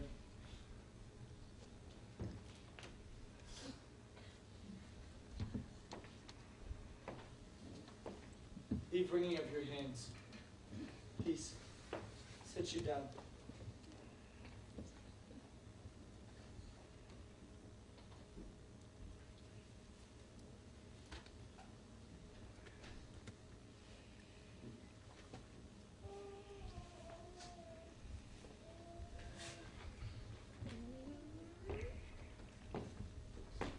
here upon this picture, and on this the counterfeit presentment of two brothers. See what a grace was seated on this brow, upon which every god did seem to set his seal to give the world assurance of a man. This was your husband. Like you know what follows. Here's your husband, like a mildewed ear, blasting his wholesome brother. Have you eyes? Could you on this fair mountain leave to beat and batten on this moor? What devil was it that cozened you had hoodwinked blind? Oh shame, where is thy blush? Oh, speak to me no more. These words like daggers enter my ears no more, sweet Hamlet. A murderer and a villain. A slave that's not 20th part the tithe of your precedent lord. A vice of kings. A cutpurse of the empire and the rule that from the shelf the precious diadem stole and put it in his pocket. Oh, no more. A king of shreds and patches. Oh, save me and hover over me with your wings, you guardian angel. What would your gracious figure? Alas, he's mad. Do not come your tardy sons that chide, that lapsing time and passion. Let's go the important acting of your dread command. Oh, say. Do not forget, this visitation is but towards thy almost blunted purpose. But look, arrangement on my mother sits. Speak to her, Hamlet. How is it with you, lady? Alas, how's it with you? You do bend your eye on vacancy, and with the incorporeal air you hold discourse. Forth at your eyes your spirits wildly peep. Upon the heat flame of thy distemper sprinkle cool patience. Whereon do you look? On him? On him, look you how pale he glares. His form and cause conjoined preaching to stones would make them capable. Do not look upon me. Lest with this piteous action you convert my stern effects. And what I will have to do will want true colors. Tears perchance for blood. To whom do you speak this to? Do you see nothing there? No, nothing but all that is I see. Nor does you nothing here. No, nothing but ourselves. I look you now. Look how he steals away my father in his habit as he lived. Even now out of the portal. This is the very coinage of your brain. This mindless creation ecstasy is very coming in. Ecstasy? My pulse as yours doth temporarily keep time and makes us healthful music. It is not madness that I have uttered. For love of grace, mother, lay not that flattering unction to your soul that not your trespass but my madness speaks. Repent what's past. Avoid what is to come, and do not spread the compost on the weeds to make them rancor.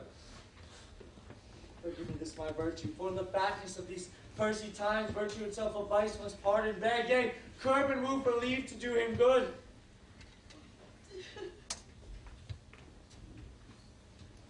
Oh, Hamlet. Those cleft my heart in twain. For we're the worser part of it, and live the purer with the other half. Good night, mother. And your desire is to be blessed. Ah, blessing beg of you. For this same Lord I do repent. But heaven hath pleased it so to punish me with this and this with me, that I must be their scourge and minister. I will bestow him, and will answer well the death I gave him. So again, good night. I must be cruel only to be kind. Thus bad begins and worse remains behind. One word more, good lady. And what should I do? Not this, by no means, that I bid you do. Let the bloated king tempt you again to bed. Nor pinch wanton on your cheeks. Call you his mouse, nor let him for a pair of breachy kisses make you to ravel all this matter out. That I essentially am not in madness, but mad in craft. Be thou assured. If words be made of breath, and breath of life, I have no life to breathe without a center. must to England. You know that.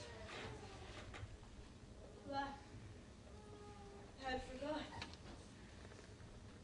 So concluded on. Letter sealed. My 2 schoolfellows, whom I will trust as I will adders fanged, they bear the mandate.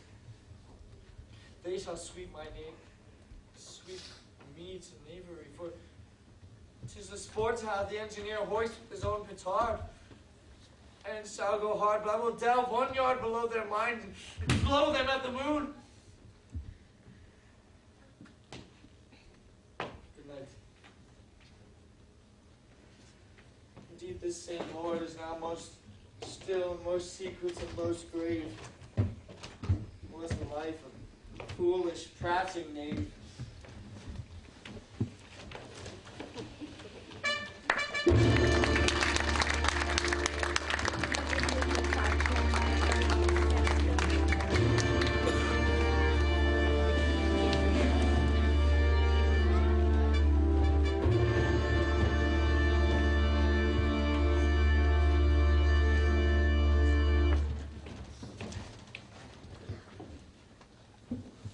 I have sent to seek him and to find the body. How dangerous is it that this man goes loose? We must not place a strong law on him because he is liked by the distracted multitude, not in their own judgment, but in their own. Where 'tis so, the offender's scourge is always weighed, but never the offense. So we must make this sudden sending him away seem a deliberate pause. As these desperate groan, desperate appliance are relieved. Not at all. How now? What hath befallen? Where the dead body is bestowed, my lord, we cannot get from him. But where is he? Without, my lord, guarded, to know your pleasure. Bring him before us. Ho, Guildenstern, bring in my lord. Hamlet, where is Polonius? At supper. At supper where? Not where he eats, but where he is eaten. A certain convocation of politic worms are eaten at him. Your worm is your only emperor for diet. We fat all creatures to fat us, and we fat ourselves for maggots. Your fat king, your lean beggars, but variable service. 2 dishes, but to 1 table. That's the end. Alas. Man may fish, but the worm that hath fed of a king, and eats of that fish that hath eats of that worm. What does thou mean by this? Oh, nothing but to show how a king may go progress through the guts of a beggar. Hamlet, where is Polonius? King Heaven, stand hither to seek. If your messenger find him not there, look from in the other place yourself. But if you do not find him within this month, you shall notice him as you go up the stairs into the lobby. Go, seek him there. If you'll stay till you come. Hamlet, this be for thine especial safety, as we do tender for that which we do grieve for that which thou hast done. Must send thee hence with fiery quickness, or prepare thyself. The bark is ready, the wind at help, the associates tend, and everything is bent for England. For England? Aye, Hamlet. Good. So it is. If thou knewest our purposes. I see a cherub that sees them. But come, for England. Farewell, dear mother. Thy loving father, Hamlet.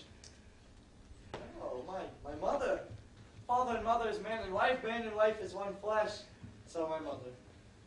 But come, for England. Follow him at foot, tempt him with speed abroad. I'll have him hence tonight, for everything is sealed and done that else leans on the matter. Pray you make haste.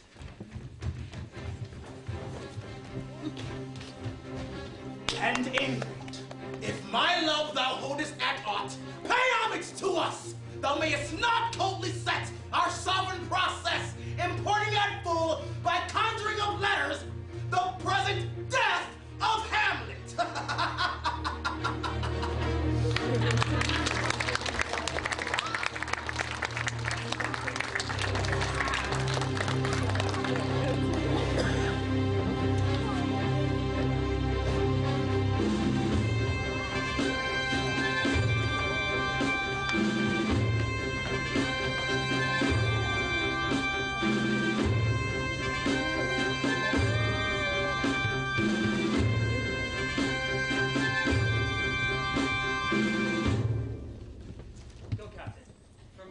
Danish king, tell him that Fortinbras, by his license, Fortinbras craves the conveyance of a promised march over his kingdom. You know the rendezvous. And if his majesty were to aught with us, we shall express our duty in his eye, and let him know so. I'll do it, my lord. Go softly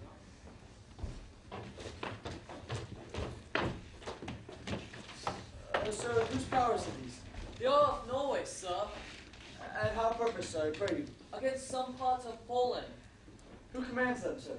The nephew to old Norway, Fortinbras. Those against the main of Poland or for some frontier? Truly to speak, and with no addition, we go to gain a little patch of ground that hath in it no profit but the name, to pay 5 ducats. 5 I would not bond them, nor would it yield to Norway or the Pole. A ranker rate should be sold in fee. Why, then the Polak will never defend it. Yes, it is already garrisoned. 2,000 souls and 20,000 ducats could not debate the question of this straw. This is the imposture of much wealth and peace that inward breaks and shows no cause without why the man dies. I humbly thank you, sir. Good be with you, sir. Will it please you go now, my lord? A little before, I'll be with you straight.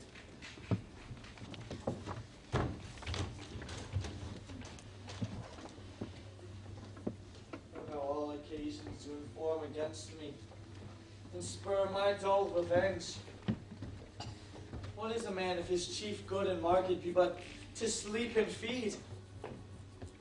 Why, a beast, no more. Sure, he that hath made us with such large discourse, give us not that capability and godlike reason of fasting us unused. And whether it be bestial oblivion or some craven scruple of thinking too precisely on the event, a thought which quartered hath but 1 part wisdom and 3 parts coward. I do not know why yet I live to say, his things to do. Witness this army of such mass and charge, led by a tender and delicate prince, whose spirit with divine ambition puffed, exposes what is mortal and unsure to all that fortune, death, and danger dare, even for an eggshell.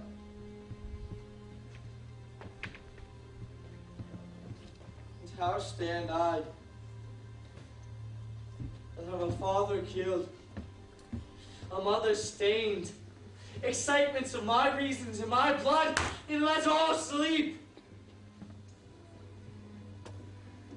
While to my shame, I see the imminent death of 20,000 men who go to their graves like beds, and fight for plot that is not tomb enough and continent to hide the slain.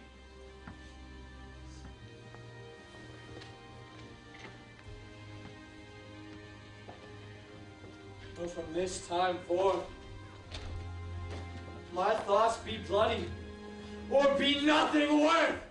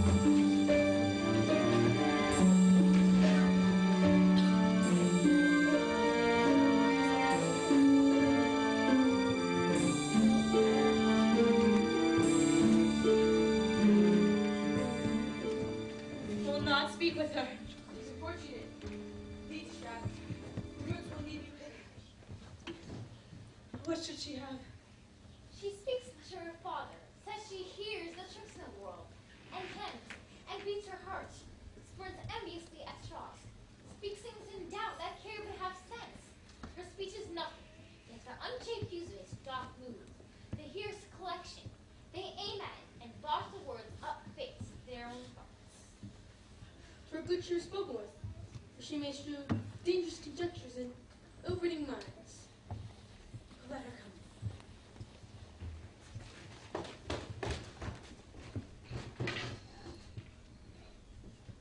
Where is the beauteous majesty of Denmark? And now, Ophelia? How should I your true love know from another one? By his cockle hat and staff and his sandals shoon.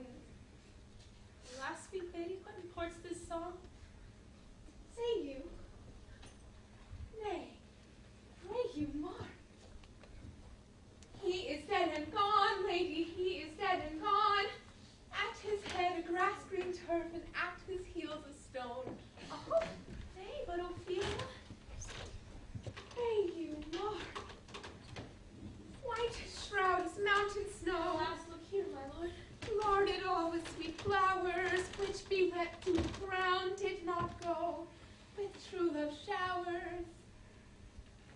How doth thou, pretty lady? Oh, God heal you. They say the owl was a baker's daughter. Lord, we know what we are, but we know not what we may be. God be at your table. Feed upon her father. Pray you, let's have no words. But when I ask you what it means, say you this. Tomorrow is St. Valentine's Day, all in the morning betime, and I am made at your window to be your Valentine. Then up he rose, and donned his clothes, and knocked the chamber door. But in the maid that out a maid never departed more. Pretty Ophelia. Indeed. Without an oath, I'll make an end on it.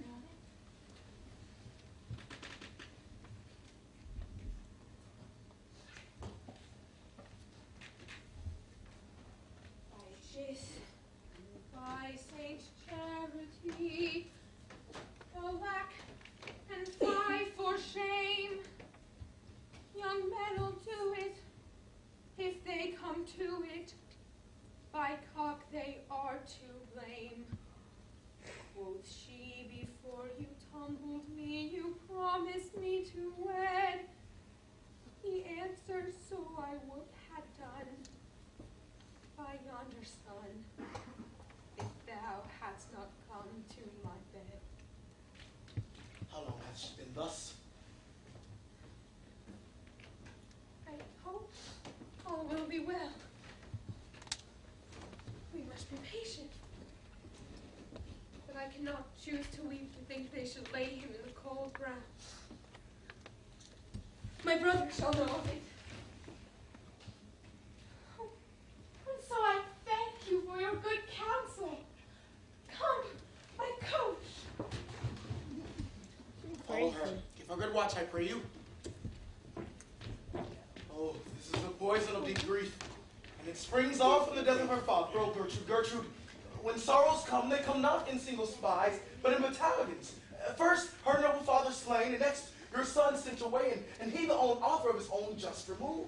Where is this cave? Sir, send you all without. Alack, what noise is this? Pray you, give him leave. Oh, thou vile cave, give me my father! Calmly, good liberties! That your blessed God proclaim me bastard! Christ of my father!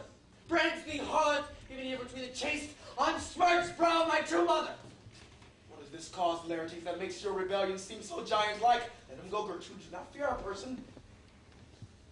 Where is my father? Dead. But not by him. Let him demand his fill. How can he be dead?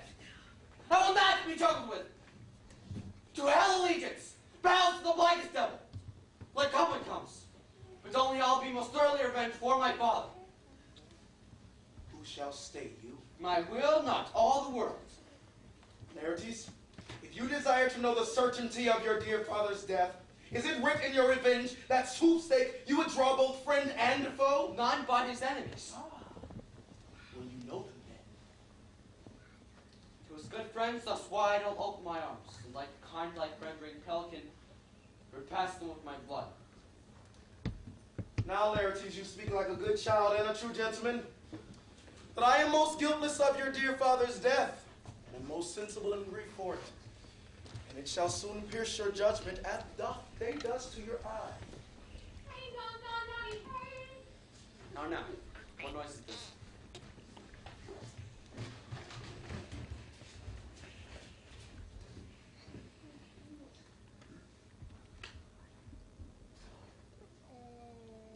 Oh, heat. Dry up my brains. Tears, 7 times salt from the sense and virtue of mine eye. By heaven, thy madness shall be paid by weight, till our scale turn to beam. O Rosamond, dear maid, kind, Sister, sweet Ophelia! Oh heavens! Is it possible a young maid's wit should be as mortal as an old man's life?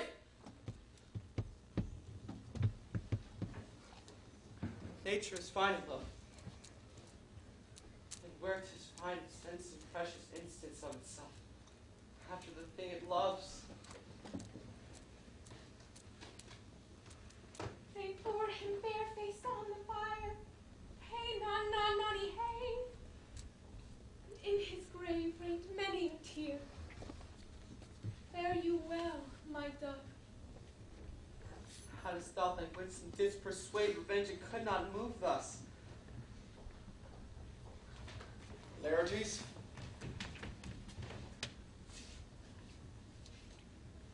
I must commune with your grief, or you deny me right.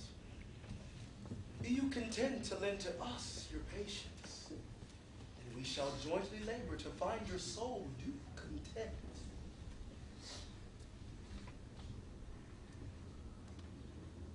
Let this be so. His means of death, his obscure funeral, no formal rite nor formal ostentation. It is this I must call in question. So it shall. And where the offense is, let the great axe fall.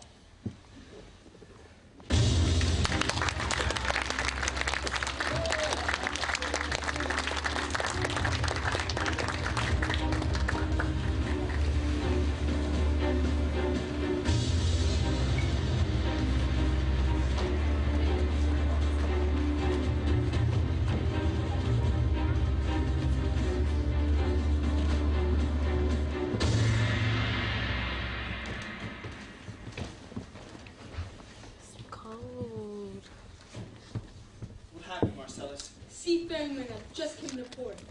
They say they have a letter for you. I know not from which part of the world I should be greeted, if not from Lord Hamlet. Bid them wait. Horatio, when thou hast received my letter, give these fellows some means to the keep. They have letters for me. Ere we were 2 days old at sea, a pirate of very warlike appointment gave us chase. Finding ourselves too slow of sail, we put on a compelled valor, and in the grapple I boarded them. On the instant they got clear of our ship, so I alone became their prisoner. They have dealt with me like thieves of mercy, but they knew what they did. I am to do a good turn for them. Let the king have the letters I have sent, and repair thou to me with as much speed as thou wouldest fly death. I have words to speak in thine ear will make thee dumb, yet are they too light for the bore of the matter. These good fellows will bring thee where I am. Rosencrantz and Guildenstern hold their course for England. Of them I have much to tell thee. Farewell, he that thou knowest die. Hamlet.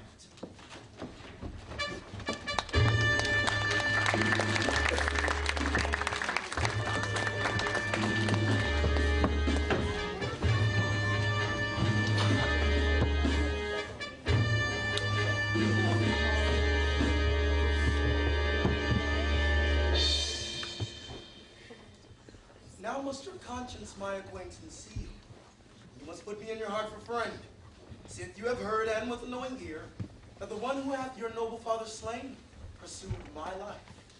Yet I have a noble father lost, a sister driven into desperate terms, whose worth, if praise may go back, stood challenge my mouth of all her age for her perfections. But my revenge will come. Lose not your sleep for that. You must not think that we are made of things so flat and dull that we would allow our beard to be shook with danger and think it pastime. Surely shall hear more. How now? What news? Letters, my lord, from Hamlet. This to your majesty and this to the queen. Hamlet? Who brought them? Sailors, my lord. I saw them not.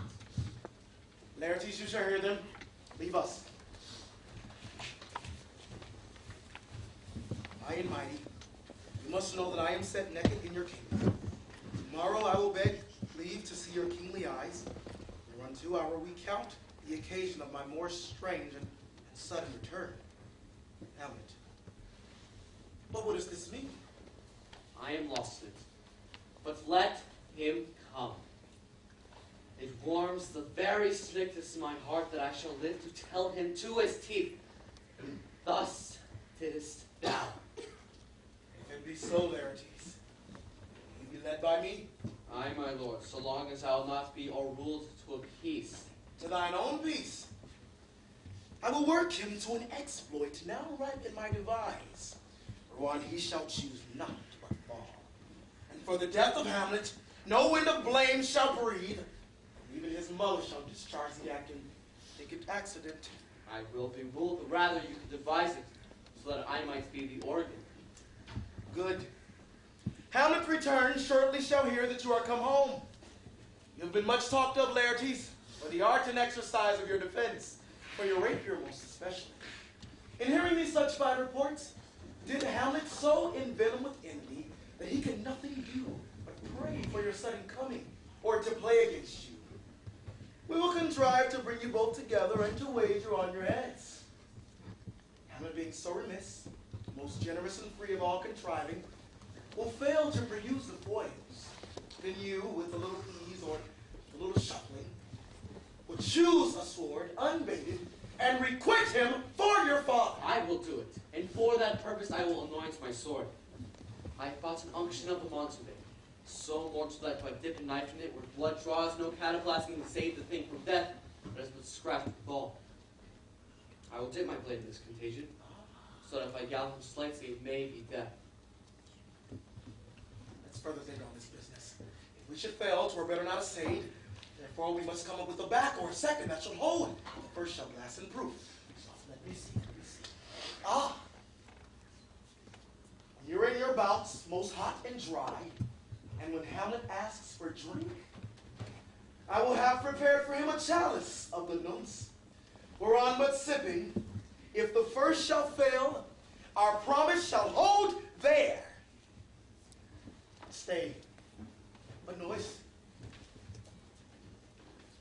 One woe doth tread upon another's heel. How fast they follow.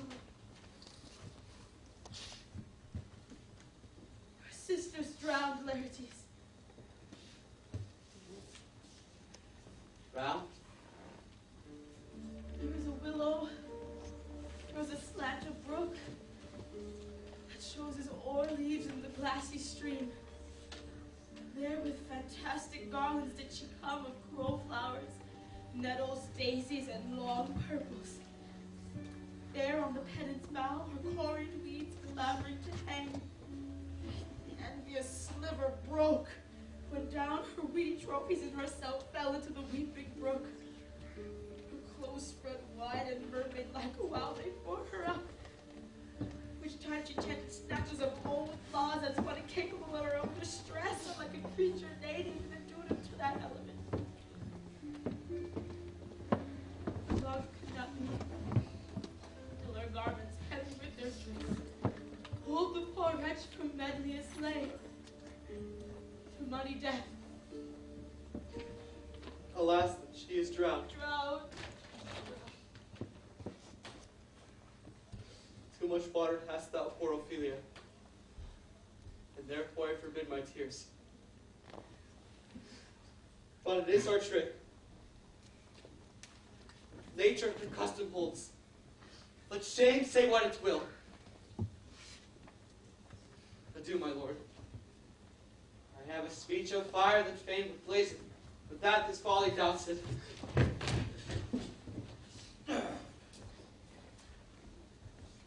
How much I did to calm his rage. Now I fear he may not be assuaged.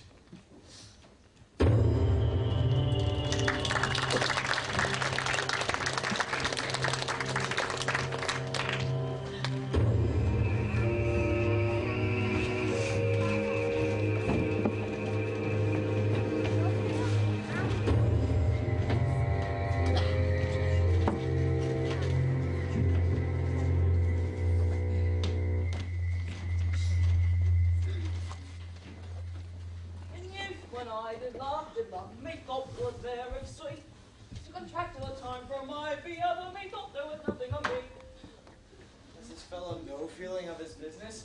These things are grave making. Custom hath made it in him a property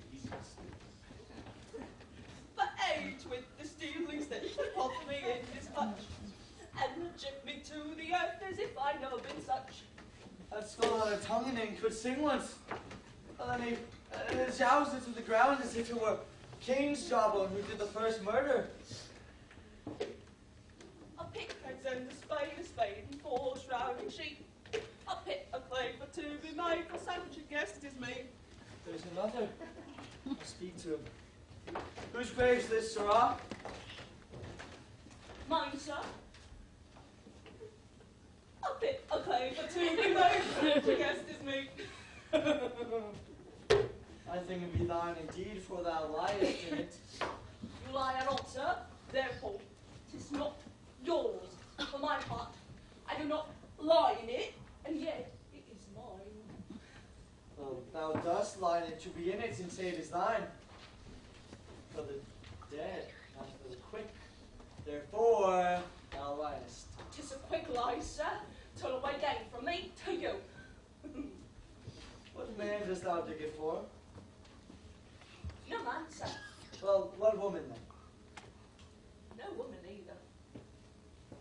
Who is to be buried here? One that was a woman, but rest his soul, she's dead. Absolutely, Mavis. We must speak by the card, or equivocation will undo us. What is it that builds stronger than the mason, the shipwright, and the carpenter? Who builds stronger than the mason, the shipwright, and the carpenter? I tell me that, and unyoke. Mass, I cannot tell.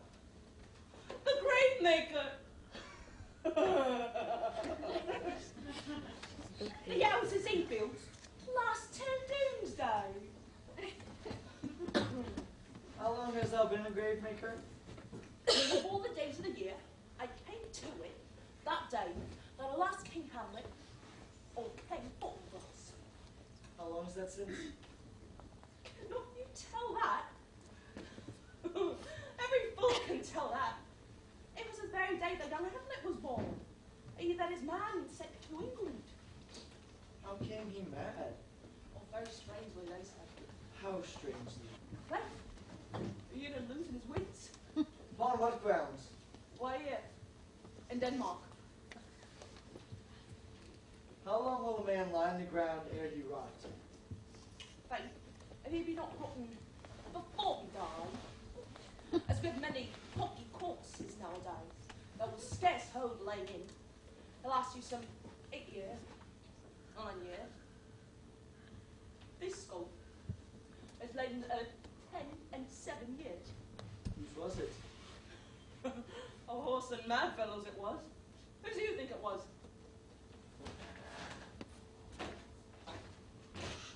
Nay, I know not. A pestilence on him for a mad rogue. We poured a flag in a reddish on my head once. This same skull, sir, is Yorick's skull.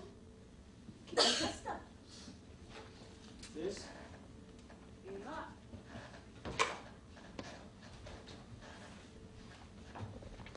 Alas, poor Yorick, I knew him, Horatio. Full of infinite jest, of excellent fancy. He had borne me on his back 1,000 times, and now, how abhorred in my imagination it is. My gorge rises at it. Give home those lips that I kissed, I know not how oft. Where be your jibes now? Your gambols, your songs, your flashes of merriment that were wont to set the table aroar. Not one to mock your own grinning, quite chapfallen. I'll get you to my lady's chamber and tell her to paint an inch thick. To this favor she will come. Good Horatio, tell me one thing. What's that, my lord? Does not think Alexander look at the fashion in the earth? And so? Imperious Caesar dead and turned to clay. Might stab a hole to keep the wind away. But that earth that kept the world in awe should patch a wall to expel the winter's flaw. Soft. Soft a while.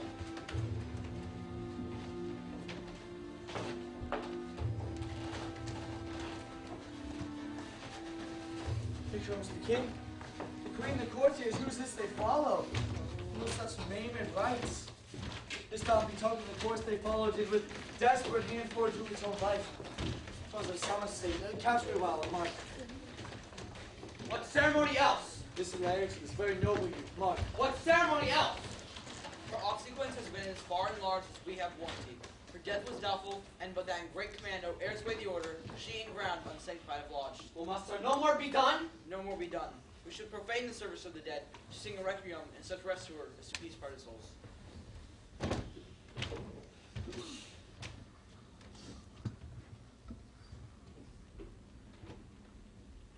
Lay her in the earth.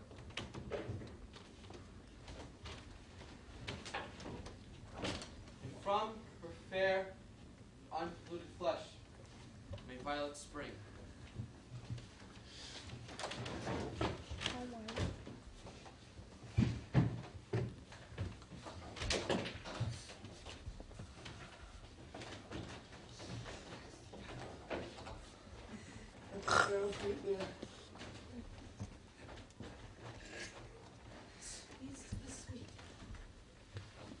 Farewell. I thought thou should have been my Hamlet's wife. I hope thy bride bed has been decked, sweet maid. Thou strewed thy grave. What a triple wolf. Fall 10 times double on that cursed head, whose wicked deed thy most ingenious sense deprived thee of.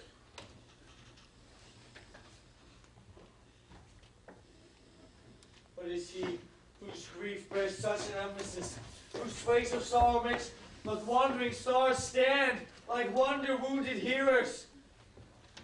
This is I, Hamlet the Dane.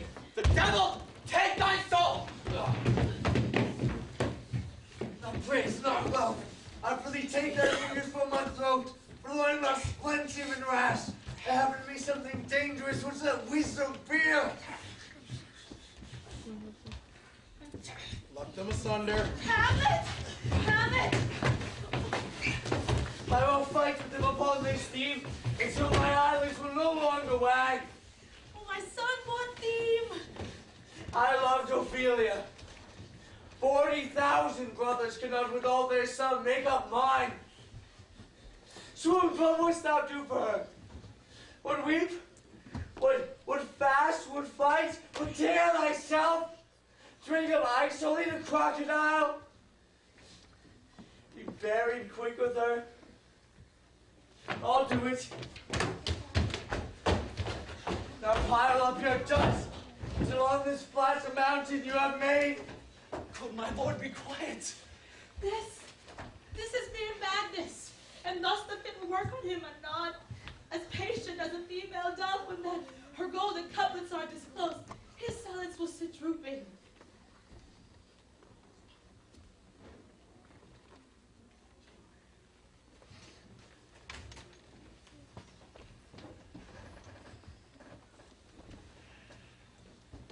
Hear you, sir. I loved you ever, but it is no matter. Let Hercules himself do what he may. Cats will mew, and dog will have his day. Give him good watch, good Horatio.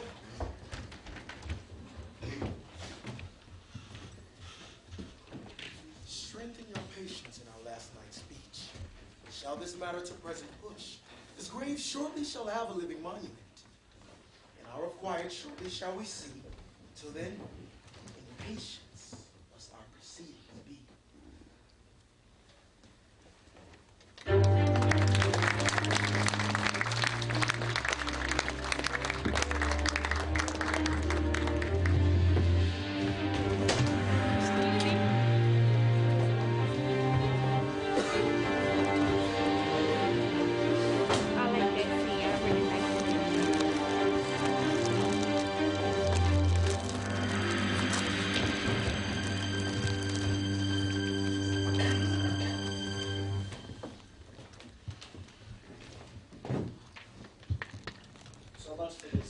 Now shall you do the other.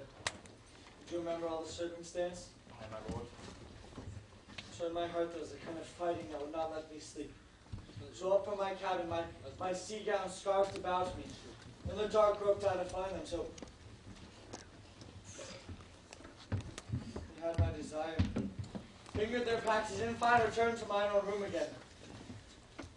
Making so bold, my fears forgetting manners, unsealed their grand commission, where I found Horatio, a royal knavery. An exact command, watered with many several sorts of reasons, importing Denmark's health and England's too, and all the supervise. No leisure baited, no, not to say the grinding of the axe. My head should be struck off. Is it possible? Here's the commission. Read it at more leisure. Who else shall hear me how I did proceed? To beseech you. Being thus banded round with villainies, ere I could make prologue to my brains, they had begun the play. I sat me down, devised a new commission, and wrote it bare. An earnest conjuration from the king that, on the view and knowing of the contents, England should the bearers put to sudden death. So Rosencrantz and Guildenstern go to it. I mean, they did make love to their employment. They're not near my conscience. Their defeat does by their own insinuation grow. Why, what a king is this? Does it not think thee? Stand me now upon that he that hath killed my king, whored my mother, popped in between my hopes and the election, thrown out his angle for my proper life. Is it not in perfect conscience to quit him with his arm? Is it not to be damned to let this canker of our nature and further evil? The king will soon know what is the issue of this business in. Will be short. The interim's mine. A man's life's no more than to say one. But I am sorry, Horatio, that to Laertes I forgot myself. When the image of my cause, I see the portraiture of his. I shall court his favors. Peace. Who comes here? Your lordship is right welcome back to Denmark. I humbly thank you, sir. Sweet lord, if your lordship were at leisure, I should impart a thing to you from his majesty. I shall receive it with most diligence of spirit. My lord, his majesty bade me signify that he has laid a great wager on your head. Sir, here is newly come to court Laertes, believe me, an absolute gentleman, full of most excellent differences, a very soft society and great showing. Indeed, to speak feelingly of him, he is the card or calendar of gentry, for you shall find him in the continent of what part a gentleman would see. What imparts the nomination of this gentleman? You are not ignorant of what excellence Laertes is. I dare not confess lest I compare with his excellence. I mean, sir, for his weapon. But the imputations laid on him by them, in his meed, he's unfellowed. What is his weapon? Rapier and dagger.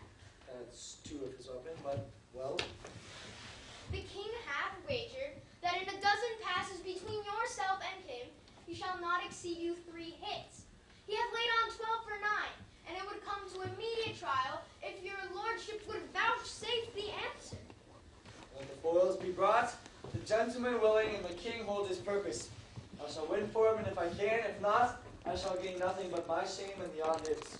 Shall I re-deliver you and so? To this effect, sir, after what flourish your nature will. I commend my duty to your lordship. You will lose this wager, my lord. I do not think so. Since even to France I've been in continual practice. I shall win at the odds.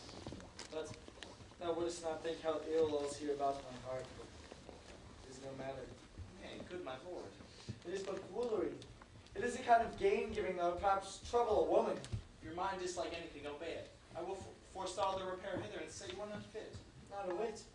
We defy augury. There's a certain providence in the fall of a sparrow. If it is now, it is not to come. If it is not to come, it will be now. If it is not now, and it will come. The readiness is all.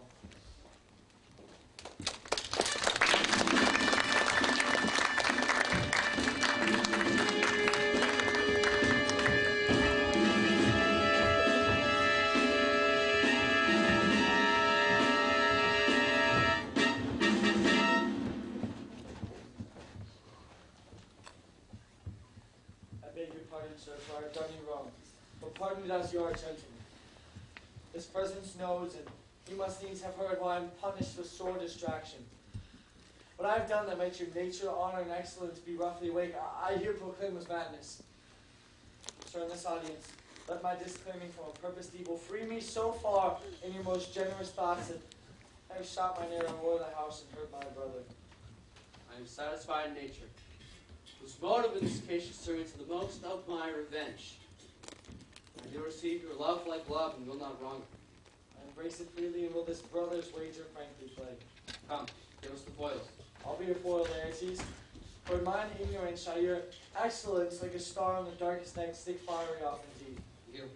You mock me, sir. No, by this errand. Give them the foils, good Osric. Cousin Hamlet, you know the wager? Very well, my lord. Your grace hath laid the odds on the weaker side. I do doubt it, since we have seen you both play, and we know he is better. We have, therefore, odds. This is too heavy. Let me see another. This fights me well. These foils are well length. Aye, my good lord. Send me the stoops of wine on the table. If Hamlet shall get the first or second hit, or quit in answer to the third exchange, let all the battlements their ordnance fire. The king shall drink to Hamlet's better breath. And in that cup of union, a pearl, richer than that which 4 successive kings of Denmark's crowns have worn. Come, begin.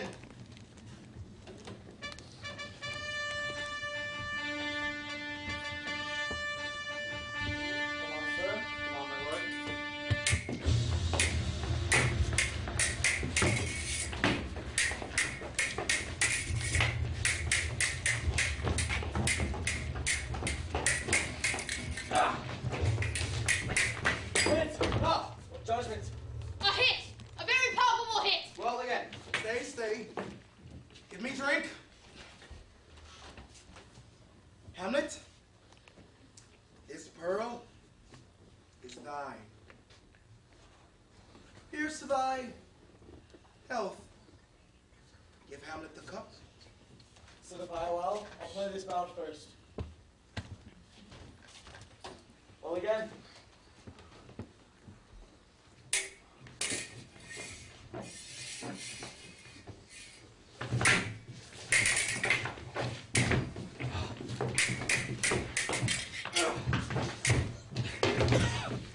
What say you?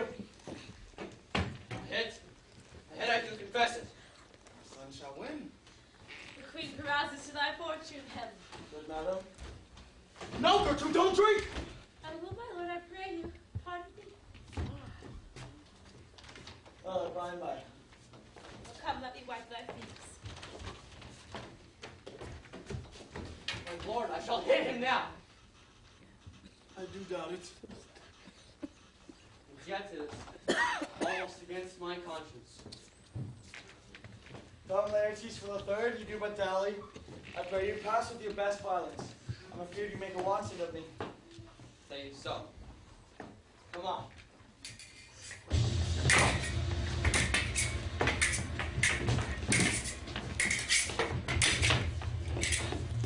Nothing neither way.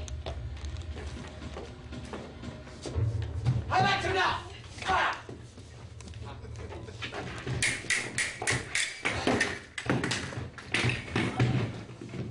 Part them, they're incensed!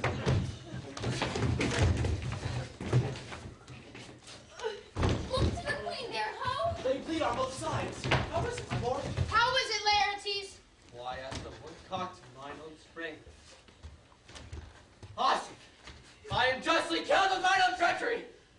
How does the queen? She swoons to see them bleed. No! Oh, my dear Hamlet. The drink! Oh, I am poisoned. Villainy! Oh, treachery, seek it out! Let their doors be locked! It is here, Hamlet. Hamlet, thou art slain. There is no medicine in the world that could do thee good.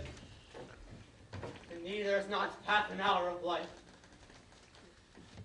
Treacherous instrument is in thy hand, unbaited, hand envenomed.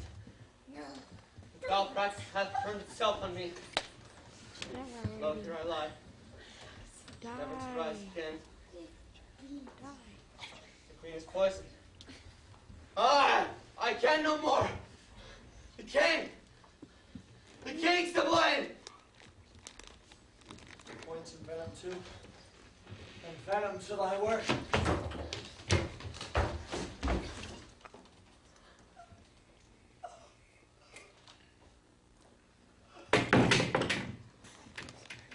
Help! Friends! Hear thou damn and incestuous thing. Drink up this potion. Is thy union in here? Follow my mother. He is justly served. It is the poison tempered by himself. Exchange forgiveness in the noble Hamlet. Mine or my father's could not depart thee. No, thine on mine.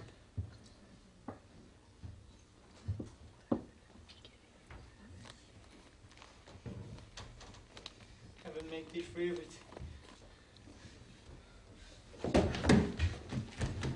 I followed thee. Oh, Horatio, I'm dead. He died. Oh, wretched queen. Adieu. You that look pale and tremble at this chance, that are but audience so mute to this act. Had I but time, as his fell sergeant death is strict in his arrest, I could tell thee. Oh God, Horatio, what a wounded name. Think standing thus unknown shall live behind me. Oh, Horatio, I am dead. Thou livest. Don't die. Report me in my cause rights the unsatisfied. If thou didst ever hold me in thy heart, tell my story to the world whence I depart. What like noise is this? Young Fortinbras, with conquest from Poland. Oh, I die, Horatio. The potent potion blight o'ercrones my spirit. But I do prophesy the election lights on Fortinbras. He has my dying voice. So tell him what the occurrence more and less was have solicited. The rest, silence.